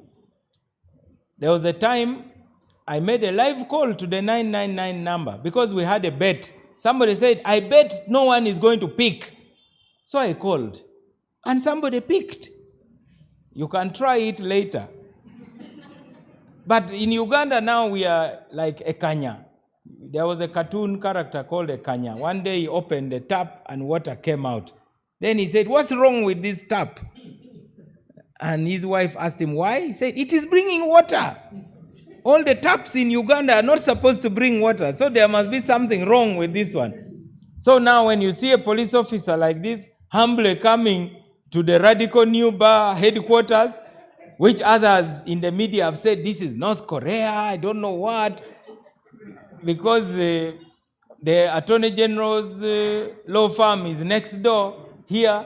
They said that the space between the two buildings is the demilitarized zone of between North Korea and South Korea, and it is you, the media, fanning up this kind of things. So you also have to really do some responsible reporting also. So you make it appear as if, Office of the Attorney General cannot meet with the Uganda Law Society at all. So why would you call that a demilitarized zone? So now officially I'm here visiting, North Korea, according to the media. This is not North Korea. This is the headquarters of the Uganda Law Society, a body set up by statute to serve Ugandans. If we take those recommendations seriously, then we will promote the truth, because they say truth is the first casualty in a war. And Churchill said, in a conflict, truth is so valuable it must be guarded by a pack of lies. So the lies are usually about protecting what you think shouldn't be known. I want to encourage the journalists to mobilize other stakeholders so that we isolate the stakeholders. You know what I'm talking about. We have the stakeholders who are wielding the stick to beat citizens, but the stakeholders must care about the country. I want to welcome your call about the need for Cabinet to debate this matter. It will come after our Cabinet Committee on Free and Fair Elections has met with you. I hope your proposals will be supported by consensus. The police have said they don't have enough manpower. I saw they are recruiting. We need more constables to be in charge of elections. And the journalists should continue unhindered to shed light in dark areas. We should know that our consensus here does not mean that there will be no violence. All of us have witnessed it. In Abim, we were attacked by the police. I was being guarded by the police as a presidential candidate, but now the police also came. And it was a scandal. You may have seen the video. If you haven't, I'll share it with you. A police officer tried to shoot the tire of my car, but I think he had a pistol which hadn't been serviced for a very long time. Some people carry pistols, but they don't clean them. They have never fired. They just carry it like a decoration. So he fired one bullet and then the gun jammed. Then my police officers, because police officers who defend presidential candidates are directed by Electoral Commission to ensure that the candidate is safe. And they are supposed to do everything to protect the candidate. Well, mine were very obedient to their directive, and they defended me. They fought bravely. Then you in the media started saying those are SFCs.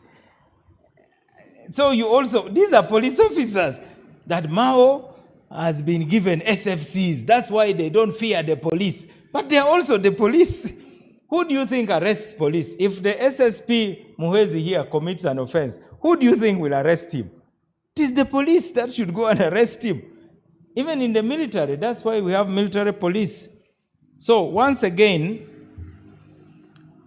you the media, are also promoting fake news. I got a call, for instance, that the Commissioner of Electoral Commission, Dr. Sally Simba, had been beaten up badly. Did any of you hear that story? But it was all over social media. I had to call. How can a Commissioner of Electoral Commission, who is in charge, it is like, beating the Kabaka in the Lubiri. That means now war. I found that it was fake news. But you people should restrain the online journalists who spread very, very bad news about what happens. Dr. Sally Simba was not beaten by anybody, neither was he chased away from the polling station.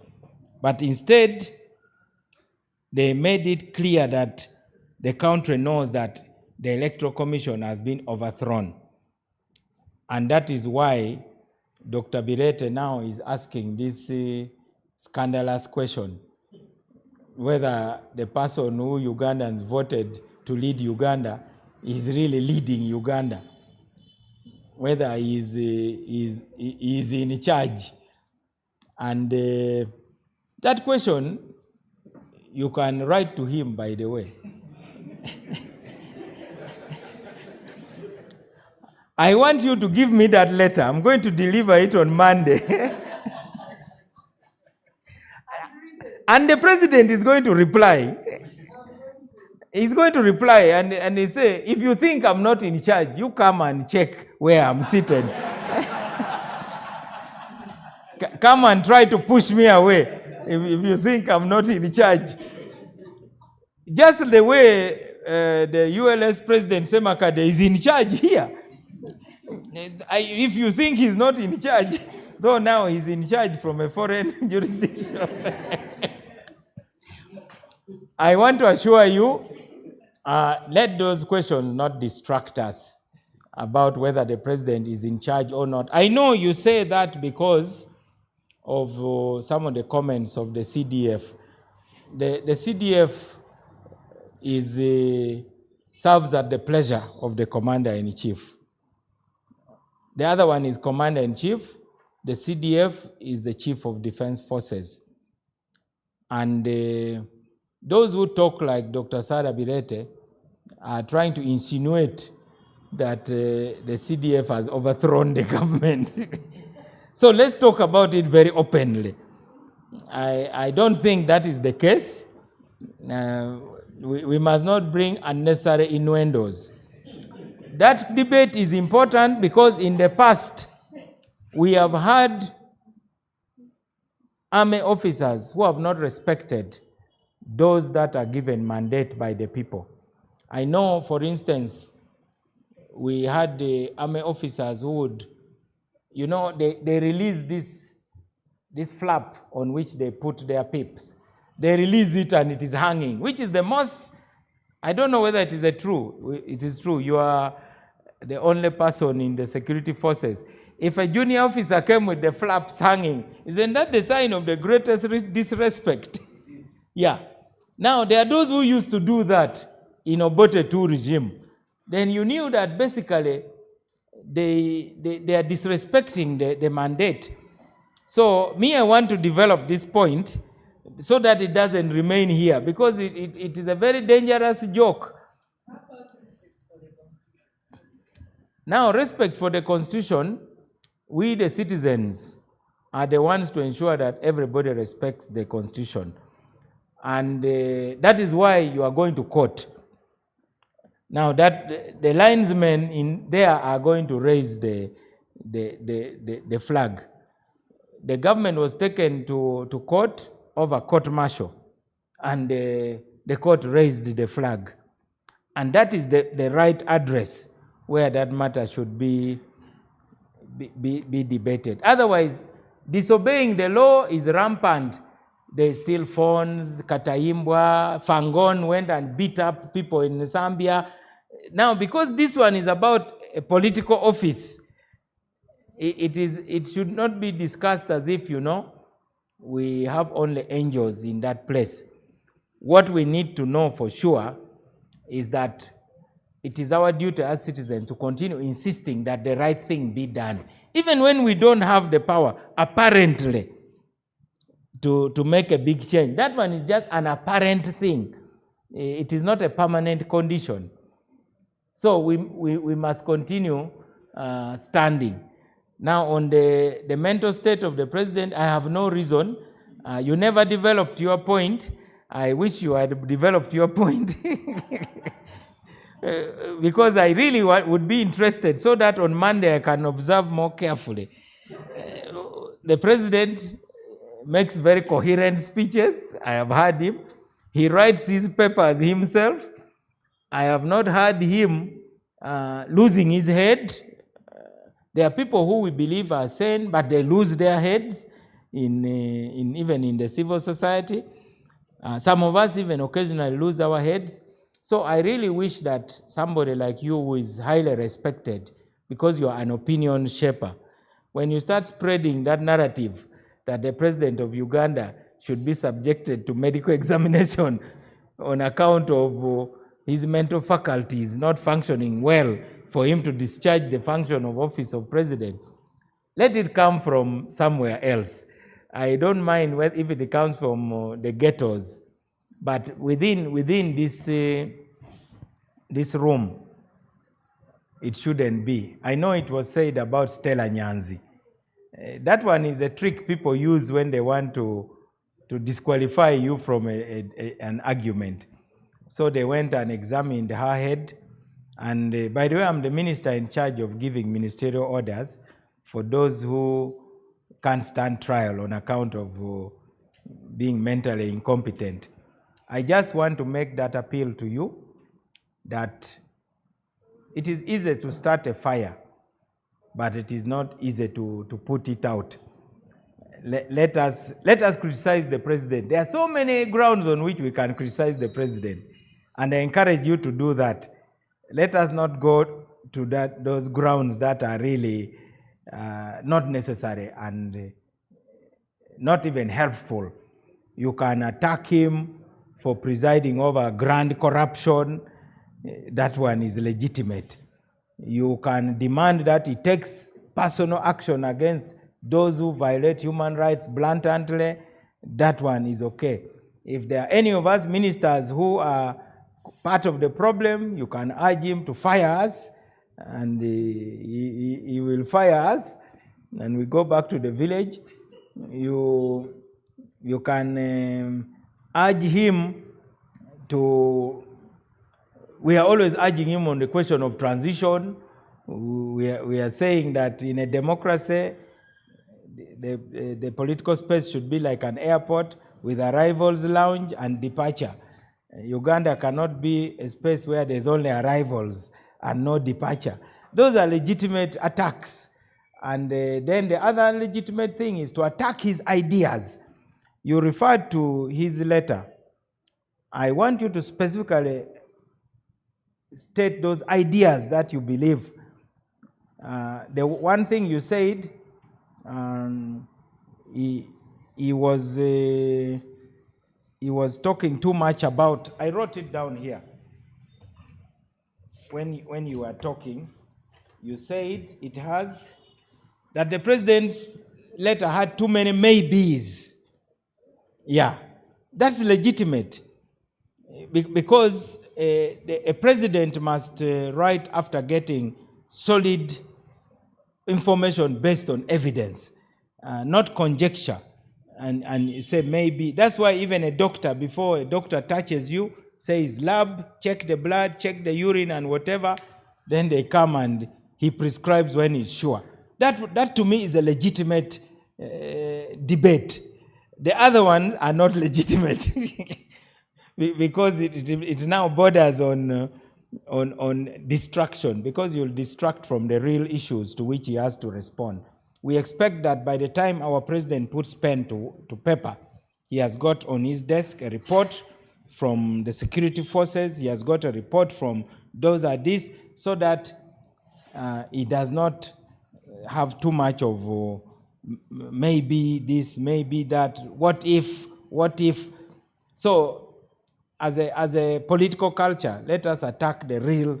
Even in our arguments with the radical new bar, we shouldn't be attacking the person who is talking. We must be able to say, no, we disagree with this, either in terms of methodology or on principle, that it is not supported by any real principle.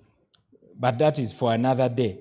So let us develop a culture of attacking each other's ideas, not attacking each other. Because when you attack my idea, that's a fair fight. Now, when you attack me and you either attack my tribe or you say, oh, you Acholis are like that. Now, that can't be a debate. At that point, you have stopped debating. It is now Malwa really properly. So now, unlike other decent people, me, I'm capable of also descending to the level of Malwa. So for purposes of the future, attack the government ideas and prove that what the government is proposing is either wrong and so on. Otherwise, we'll go to those ones who say, Abanyankole have stolen the entire country. Now, at that point, what about the hard-working Banyankole who are not part of, like Sarah Birete? Because you will now be caught up in that also. Now, me, I'm referred to as, you are a member of the junta. That now, because I'm a minister, now I'm part of the junta. Why should you call me a junta? If there's any idea that I'm defending, which is stupid, you attack that one. That one is a fair fight. If we have that culture, it is all right. And then also language. Sometimes the languages we use are too general, they are abusive, and some people have thin skins. And it is for that reason why we have these quarrels here. Fortunately, the president, I think, has a very thick skin. If I were to compile my own attacks on him, he wouldn't even want to sit with me in the same cabinet. But not everybody is as tolerant. I have discussed with the vice president, and we are going to sign a statement to release to the country. The statement is very general. It is a statement of intent. And now hold me on account for the following: to convene a face-to-face meeting with the Cabinet Standing Committee on Human Rights. You'll see the Minister for Police there, you tell him. Because the President gave General Tafire the power to oversee the police. The Minister of Defense will be there. In fact, that's the one you should be asking, are you really in charge? Because the President has delegated these things to me. One day, the Prime Minister called me and said she was storming Masaka because of an old woman who had been evicted. She's going there to sort out. I said, Right Honorable Prime Minister, that's my job. The President gave me that job. Let me do that's my gig. Let me do my gig. And indeed, I solved the problem in a few hours. So, don't undermine the role of those people. So we will be there face to face with you. And if need be, we can even invite observers. By the way, we did it concerning the violence on the lakes. We sat as the Cabinet Standing Committee on Human Rights, and you can see that the level of violence has reduced. And the Cabinet Standing Committee on Human Rights was supposed to meet the CDF. He was out of the country. We are also going to meet him.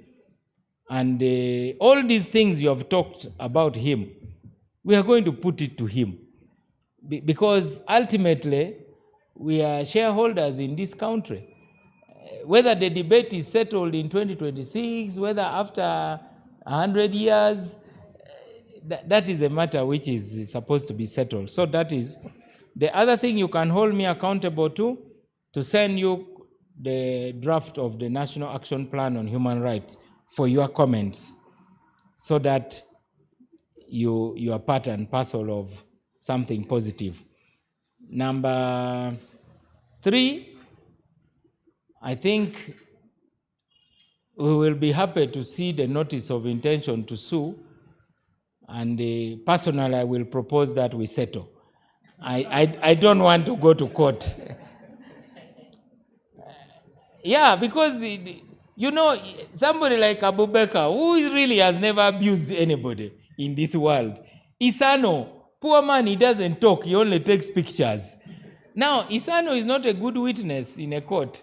If Isano goes there and That will be a field day for the lawyer, for the plaintiff. So describe to this court what happened on that day. Oh my God, I don't want to be there. So send your notice. We see how to settle it. It is important that we really settle it. We clean up. It is about upholding a good relationship and upholding. So that one, I'll discuss it also with the Attorney General, because he's the boss of the government law firm. If we really have it, we see ways of settling these matters. The SSP has already started discussion by saying nobody has a right to beat up people like that. That is a good step forward. Then number 5, on which you can hold me accountable, is now developing better guidelines for coverage of elections. I think that one is very, very important. I hope you don't demand a journalist protection brigade, that the government should set up a journalist protection brigade. We have got to do that. Now, whenever there's conflict, journalists really suffer. Like in Gaza, I don't think journalists have died more than in Gaza. The things you people go through to bring us the news. So, insurance is a good idea, for sure. There's a media owner here. I really would recommend that. Because there's the cards which are in our hands as government, but there are some cards we don't control. So, be careful, first and foremost. Like those journalists who went to a place where there was a suspicion that ballots were being ticked. Why would you go to somebody's house? Even if you want to uncover something in my bedroom, there are protocols for coming to my bedroom, because I may finish you off as a trespasser. So don't make also unwise decisions, storming somebody's house just because you have heard a rumor that they are ticking ballots. And you know these politicians will say, yes, that is the gate. You go, cover the news. I saw the speed at which they exited. I don't know what happened. I still want to hear. Was anyone here who was in that operation? None of you was there. Man, these people can win 100 meters. They bolted so fast. So don't do that again. At least you rather send one of you first and without a camera, and you introduce yourself. I'm from the media. I've got this report. Now, your camera is at the ready even when the gate is being opened. No wonder what happened inside must have been really, very, very bad, because I saw the speed of exit.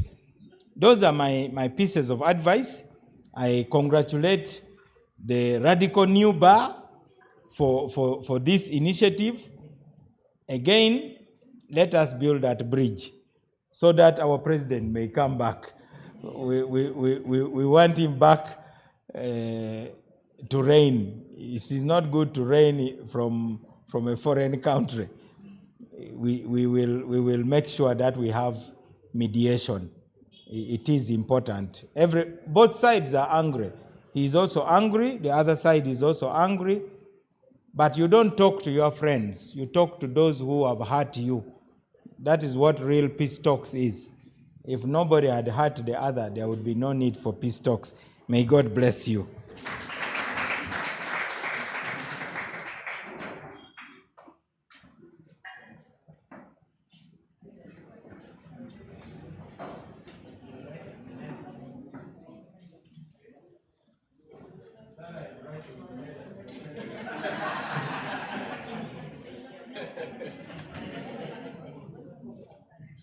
We must go the later today.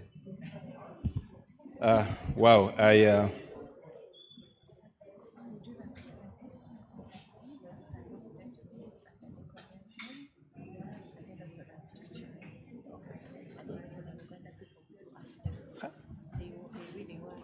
Okay. All right. After listening to these great minds and orators and people everyone wants to listen to, it's very hard to say much. But again, I stand on the protocol that has been adopted. And I would also like to, in a special, recognize our treasurer, who is present here with us. He's the Governor Bank of ULS. I'm glad, Honorable Minister, you've taken up the issue of our contribution, because you must have had statements that the bar is broke. But with that commitment, I believe this house is going to get finished. We can't thank you enough for that. I'd also like to thank everyone, really, who has shown this commitment. First of all, coming here alone is enough to show, like the officer said, that it's enough to show that there is the will to work together, because there are certain things we all agree, we believe in together. We might have differences in opinion, but there are certain things that bring us together that we must focus on as the people. While the minister was speaking, he kept emphasizing the role of the Uganda Law Society. For those who might not know, the Uganda Law Society has a statutory mandate. That is why we do. That's why I have such initiatives. Our Section 3D of the ULS Act is very clear. It gives us a statutory mandate to protect and assist the public of Uganda in all matters touching, auxiliary or incidental to the law. And that is the mandate we must deliver. That is the role we must play. We owe a duty to the public statutorily, and we must do that. And I thank the other members who have really joined us in ensuring that we do achieve this. Again, when we hear about the Radical New Bar and what we've been discussing and what's happening right now, most of you have heard about our 4 Ds. And clearly from the discussions we've had today, I've had clear analysis and discussion of all the 4 Ds in almost everyone's address. We talk about democratization. Minister says a very huge man cannot dance ballet. It's a tug of war, but I have to begin from somewhere. But what we're speaking about really is democratization. When we say Rnblive, Radical New Bar Vision 2060, these are the things we intend to see, and we must begin from somewhere. We must promote democracy. We must fight for this democracy because it is very important. That is one of the 4 Ds. The second is demilitarization. We've seen what happened in the Kawempe by-election. The military taking center stage in participating in elections, which the speakers have described as, and have pointed it out, as the biggest source of the problem. That's where the problems began from. At the Radical New Bar, we believe we need to work on what we call demilitarization. It is one of the 4 Ds we stand for as the Radical New Bar. Then we also have decolonization. And again, the 4th and most important, digitalization. The minister talked about how he has proposals of shifting from physical voting to online voting. It falls under the 4th core principle of digitalization. Those are the 4 Ds, the 4 principles the Radical New Bar stands for, and that is what we push. So, Honorable Marchers have the Uganda Law Society and the Rnblive, the bar contract we are talking about. That is what the Radical New Bar stands for, those 4 core major principles. And we've seen the impact, or you've seen why it is important that we all fight for these principles. We all push for this. Now, what I've seen, what you've heard from the speakers is we are all in agreement that what transpired in the Kawempe by-election was absurd. I've not heard anyone who is saying, or anyone who is supporting whatever happened. we saw the journalists being attacked. We've seen other people being attacked before. And what we are really focusing on, what we are really looking at as the Ugandan society, where we need to advise, we need to come up and take action. We can't sit back and watch, because just that's a by-election. But we have the 2026 general elections. If that can happen in a by-election, and we sit back and watch what will happen in the next election, and what role shall we have played if we sit back and watch the way things are degenerating, the way we are seeing a lot of human rights abuses in broad daylight. We must do something, and this is one of the actions we felt we should take, because we are fulfilling our mandate. The fourth estate, or the journalists, are very important in any democratic society.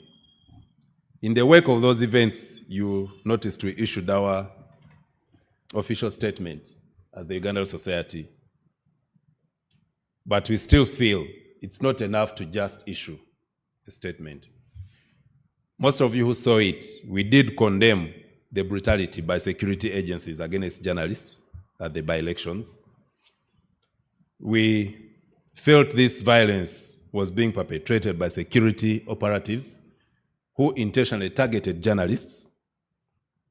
We saw very many disturbing reports from various media houses.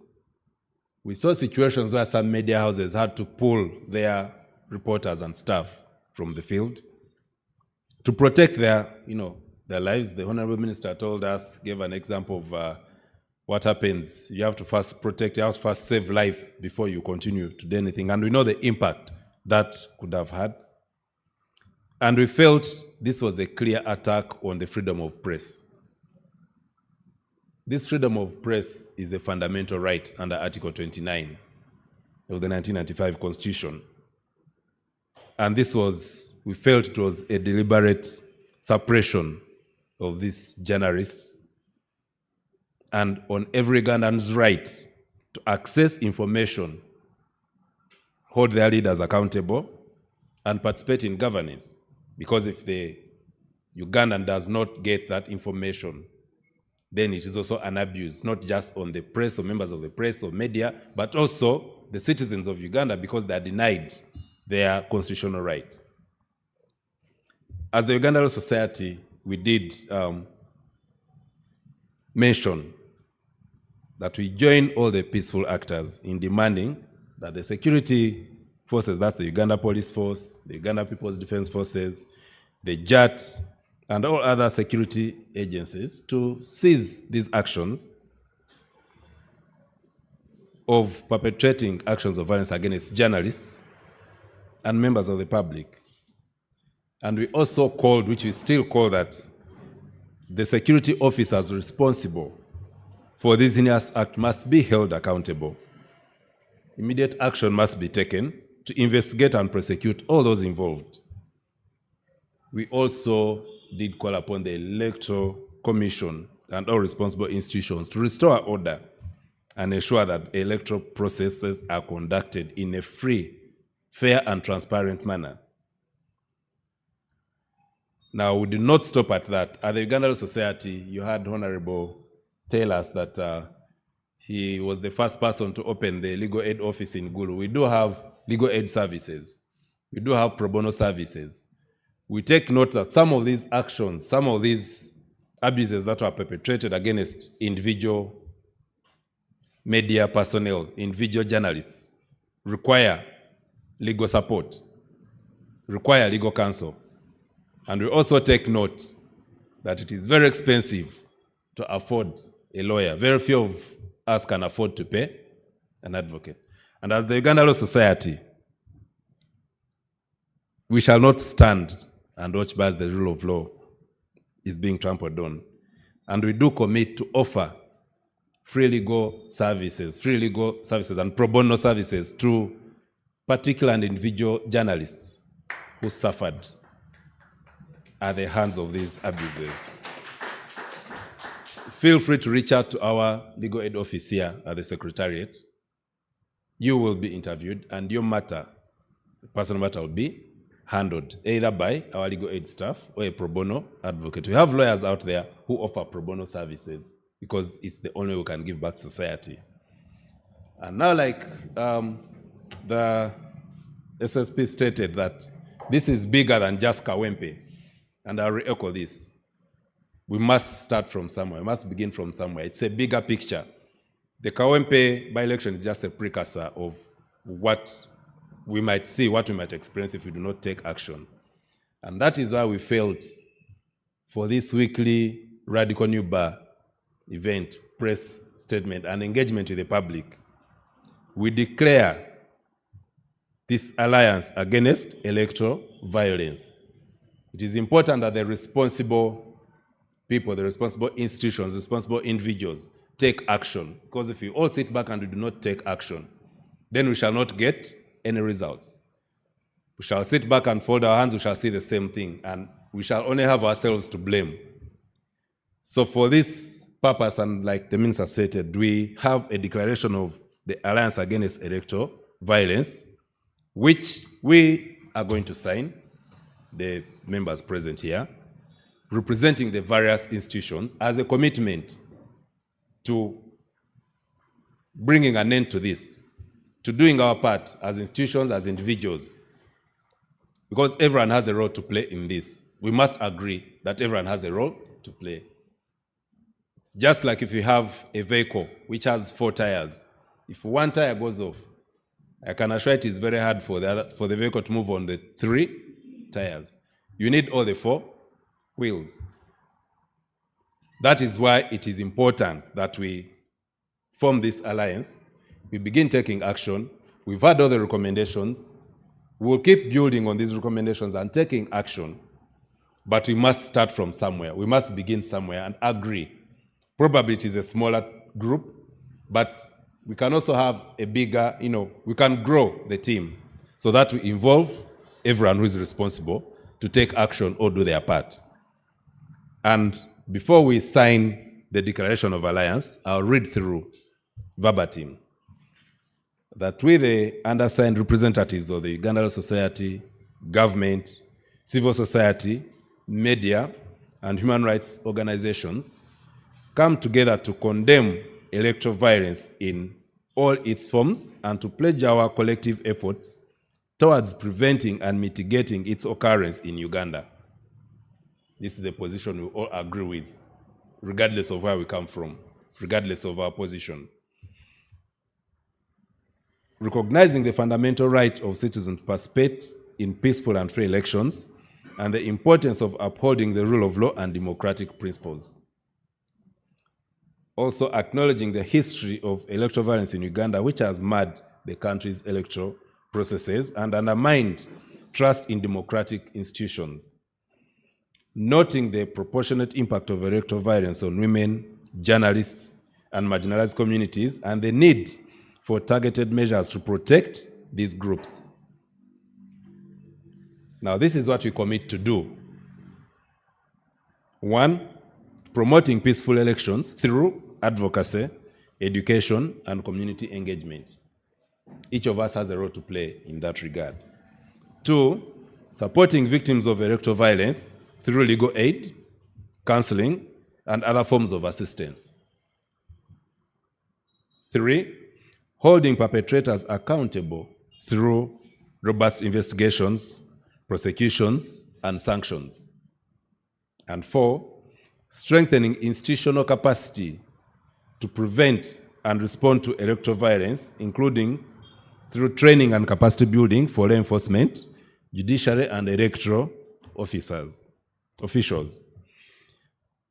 To this, we call upon all stakeholders, including political parties, candidates, and citizens, to join us in this effort to build a culture of peace, tolerance, and respect for human rights in Uganda's electoral processes. So this declaration is going to be signed today at the Uganda Law Society House, Kampala, this 21st day of March 2025. Now, take note that we've picked several recommendations from the various speakers. And after this declaration, we intend to build on this by making sure we implement or we put into place those recommendations that have been mentioned. This simply is a reflection of what is within our mandate. Each of us, every person who has spoken here, every representative of each and every institution has a role to play. And for that, we have our beloved minister, Honorable Norbert Mao, Minister of Justice and Constitutional Affairs. That is his gig, and he has to perform his role. It falls within the category of his gig. We have SSP Donald Mwezi, representing the Uganda Police Force. He made several recommendations that categorically fall under what we pledged to do. Dr. Nawe Innocent, the Chairman, National Association of Broadcasters Uganda, representing several the broadcasters and members of the media. Abubakar Alboa, journalist with National Media Group. We believe there are many other journalists behind who can follow, pick a leaf, and listen to this commitment and also do their part. The Honorable Minister here, while speaking, mentioned that even the journalists themselves who go in the field also have a role to play to ensure that they protect themselves from some of these occurrences. And of course, most of these recommendations also have areas that are important from the persons, the individuals themselves. We have Dr. Sarah Birete. It's very hard to mention her portfolio and finish it in one line, but we know the role she plays in this civil society and the government. We have Robert Sempala, also the Executive Director, Human Rights Network for Journalists. He already explained to us what work the organization does. Pius Chitunzi, the editor, the observer member, Uganda Editors Guild, and then myself representing the Uganda Law Society and the members of the bar, the Radical New Bar, where we also represent the views of other members of the public. So without further ado, we shall have this declaration signed as of today because it is a step, we believe it is a step towards the right direction. It gives us a starting point because like most speakers said, we shouldn't stop here. It shouldn't end here. We should see to it that whatever we've discussed here, whatever we've started, continues and we achieve the result we intend to achieve. So, Madam CEO, please, Afra, you will come and help me so that we have the members.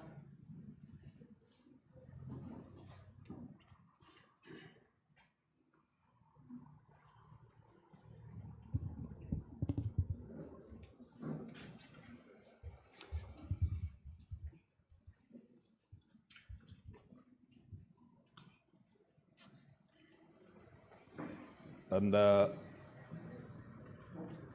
importance of this declaration, like I've stated, is the beginning point for what we intend to see, what we want to see, and what a commitment that we are all going to perform our roles. We are going to do what is expected of us to ensure that we shall have peaceful elections in Uganda and protect the rights of the citizens.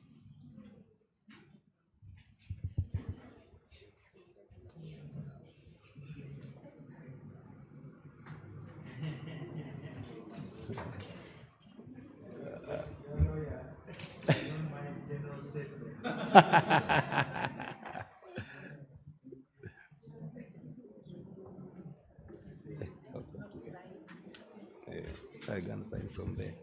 I can sign from there. Because after.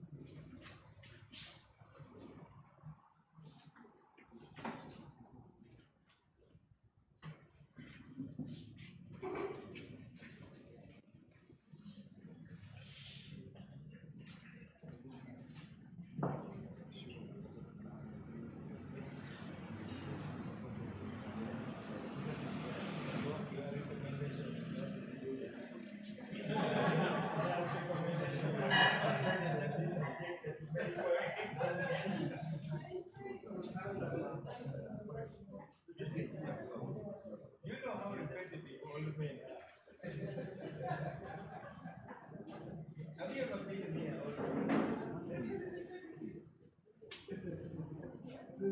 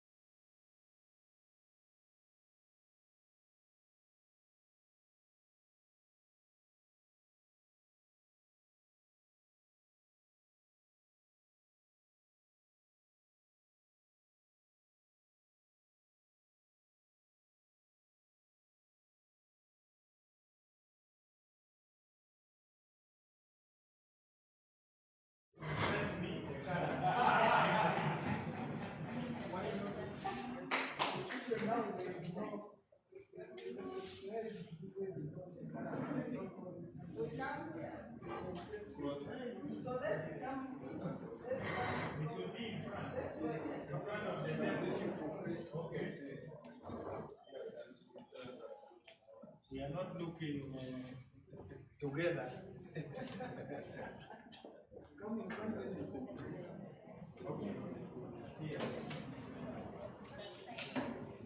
We are not disowning. Owning it.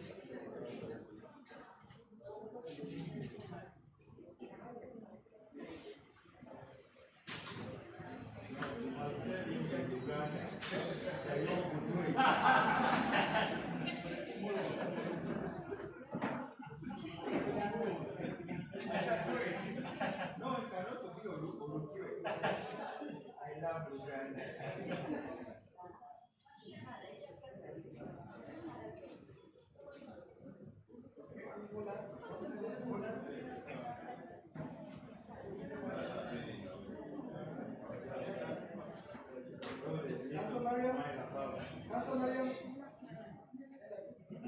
Remove the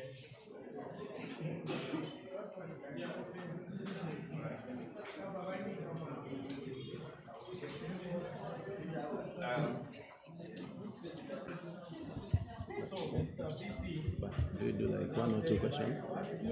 Okay. All right. Members of the press, you know, they usually complain if you don't give an opportunity. You've witnessed that, but probably our time has fast run out. I could only entertain about 1 or 2 questions only, because I know you have many. We don't want to block you out. Anyone has a question?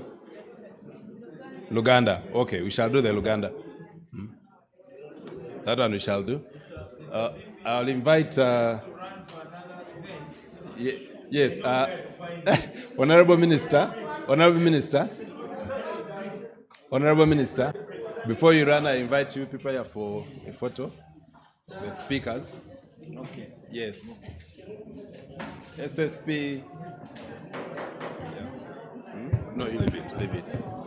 Photo. Mr. Muhezi, I told you this is a court martial. You better come. Members here for a photo.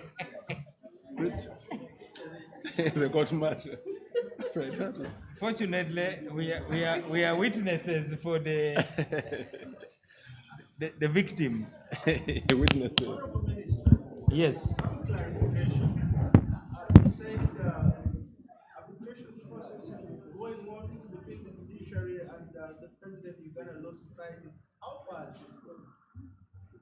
I said I have volunteered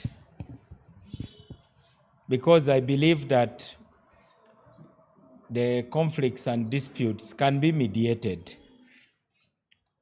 And, you know, mediation cannot be done in the glare of publicity. It would be very dangerous.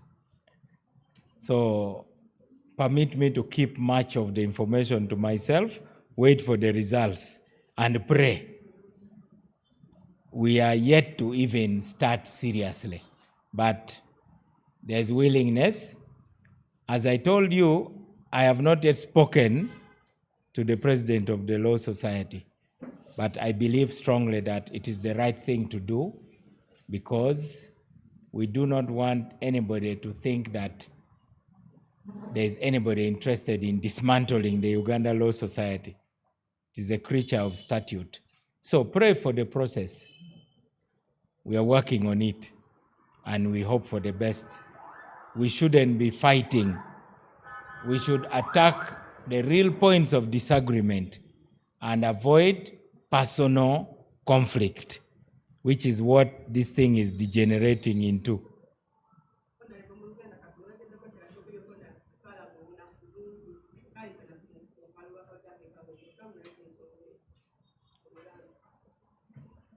Twagala akakiiko akakulembera ebyokulonda kakozese obuyinza bwe kayina mu mateeka. Mu kalulu akawedde kawempe twalabira ddala nga akakiiko akakulembera ebyokulonda, Electoral Commission, teyalaga maanyi. Ekyo kyavaayo. Balina okumanya nti be balina obuyinza. Era nawaddeyo ebyokulabirako ng'ekyali eggulu, waliwo n'ayogedde ku kyali erukunjiri. Kakiiko ne kagamba nti oba musazewo mulwane, musooke mumalirize entalo zammwe, tujja kudda nga buli omwaka oyo olutalo. Naye nga walina okubeerawo enjawulo wakati w'olutalo n'akalulu.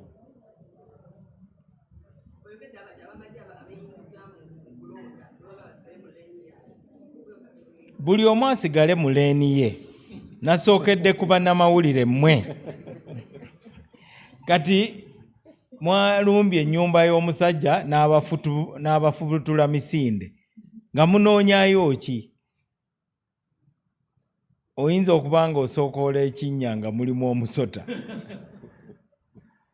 Nasoose kwogera ku bannamawulire. Mmwe mutuleetera amawulire, naye w'owulira omuntu ng'aleese olugambo nti omunnamawulire jangu nkutwale we bali mu kutiikinga obululu, naawe n'ogoberera n'osomba ne banno. Ekyo kye kyavuddemu okufubutuka emisinde. Ekyokubiri, amagye, omulimo gw'amagye gwa kukuuma nsalosalo za Uganda. Era mu mateeka amagye tegandirabise ku street. N'ensi ezikuze nga America balina kye bayita National Guard. Bamagye naye nga bayingira mu nsonga munda mu America. Kati okuleeta amagye mu mateeka kyetaaga nga waliwo emergency. Ate poliisi erina okuba nga yeetaaga backup. Kati waliwo obunafu eri poliisi. Ate n'ekirala kye saayogeddeko, bannayuganda kati ndowooza kirabika batya amagye gokka. Waatalaba amadowadowa agamba wano nnyinza okuyisaawo ekyange. Kubanga mu ntendeka ya poliisi tetandika na force. Poliisi etandika na kulabula. Naye amagye gatandikirawo ku force ng'egenda yeeyongera. Kati kitegeeza nti twetaaga culture empya. Abannayuganda, bannabyabufuzi, abeewaga balekerawo okwewaga, kubanga oluusi ekyo kye kireetera abantu okulowooza nti kati musazeewo okuleeta olutalo. Naye nga buli omu yandisaanye abeere mu leeni ye. Bakulembeze tuleme kwogera ebigambo ebisongovu ebitiisatiisa. Bano be tuyita ba foot soldier bave mu bintu by'okugamba nti buli gwe tunaasanga tujja kubasala obulago. Kati omuntu omu waafa tugenda kutta bataano. Kati ebintu ng'ebyo bisiga obukyayi. Ngo omukulembeze wa poliisi SSP wano mu KMP bwe yagambye, bano abambala uniform yebaawula, naye nga baganda baffe, bannyinaffe, bataata baffe. N'olwekyo tulemere ku nsonga zennyini. Bwe tubanga tuwabula poliisi n'amagye, tubategeeze nti bino bye twagala okulaba. Twagala kulaba bino. Woba onkwata, sooka ombuulire omusango ki gwe nazizza. Ekyokubiri, okunkuba kitegeeza kibonerezo. Kati ombonereza otya nga tonnaba kuntwala mu mbuga y'ekkooti bamale okumpozaako omusango nange neewozeeko? Ebyo bye twalabye kasita obujulizi bwabaddewo, ate ndowooza obumu ate bungi nnyo. N'olwekyo tulina okulwanisa obusiiwufu bw'empisa, buli omu asigale nga akola emirimu gye.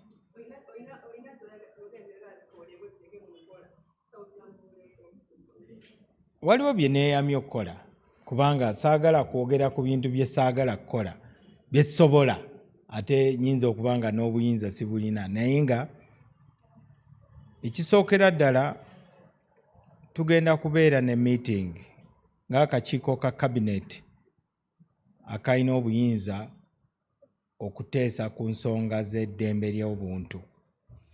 Cabinet Standing Committee on Human Rights. Twagala tusinkane buli omu, tubeeko bye tukaanyaako. Ekyokubiri, waliwo ekiwandiiko kye tumaliriza nga tetunnaba kukifulumya mu butongole, kye bayita National Action Plan for Human Rights. Twagala tufune ebirowoozo ebiva mu nsonda ez'enjawulo. Ekyokusatu, tusuubira nti tugenda kukola ennongesereza mu tteeka ly'okulonda, wabeerewo electronic voting. Kwegamba tulwanise kino eky'abantu abatiikinga obululu ne bayingiza mu bokisi. Era mu tteeka eryo tutaddemu akawaayiro akagamba nti bw'obeera presiding officer ne basanga nga obululu obuli mu bokisi tebwenkana na rekodi ya mashini, ogenda mu kkomera, osasula ne fayini. Ekyo nasanyusa okuwulira nga president naye yakikkiriza. Tulina kukissa mu nkola, kubanga eddembe ly'abalonzi y'eddembe erisingira ddala mu constitution. Last question. Last question, your efforts to reconcile ULS and judicial program. Wabaddewo okuwanisa ebigambo wakati wa omukulembeze wa Uganda Law Society n'akakiiko kakulembera ng'ayogera ebisongovu eri abantu abangi. Ekyo kyaleetedde kkooti kumuteekako omusango, waliwo yawaabira kati ne basalawo bamusibe. Ekyokubiri, waliwo ate n'omusango omulala oguvudde ewa DPP. Tetwagala mukulembeze waffe owa Uganda Law Society akulembere ng'ali bweru w'eggwanga. Tukimanyi ti waliwo obusungu mu buli nsonda, naye nga nze neewaddeyo era nayogedde n'Attorney General, naye n'agamba nti talina buzibu na kuteesa newankubadde nga ye tajja kuvaayo naye nga akiwagira tukole kye tusobola. Nayogedde ne Chief Justice Ssaabalamuzi n'agamba nti bo ng'abalamuzi balaba nga balina okunyolwa olw'obugambo obuva wano ku kitebe kya Uganda Law Society, naye beetegese okusonyiwa kasita wabaawo okwenenya. Ekyo kye yayogedde. Deputy Chief Justice era y'omu ku bantu be nayogedde naye, era ffenna twasoma engeri gye tusobola okutuuzamu abantu basobole okukaanya kye bayita mediation. N'olwekyo bive mu by'okwogera obwogezi tubiteeke mu nkola. Ate oba oteesa, toteesa na mukwano gwo, oteesa na muntu gw'oyombye naye ate nga olina ensonga ezikuyombya. Twagala amazima gaveeyo, naye nga bano be bakulembeze b'abalooya bonna mu nsi. Nange ndi looya era nange ndi memba wa Uganda Law Society. Tetwagala society yaffe ebeere n'obuzibu nga tesobola kukulembera ate tesobola na kuwabula ggwanga. Ogwo gwe mulamwa gw'okuteesa. Tetutunudde bantu bano be twogerako nga President wa Law Society n'abalamuzi abamu. Eyo si y'ensonga. Ensonga gye twagala Law Society eweereze mu mateeka, tumalewo buno obumulumulu. Amiina.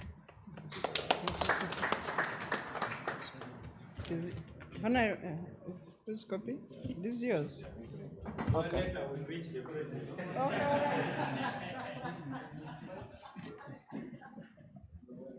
For the president, maybe. Looking for the president.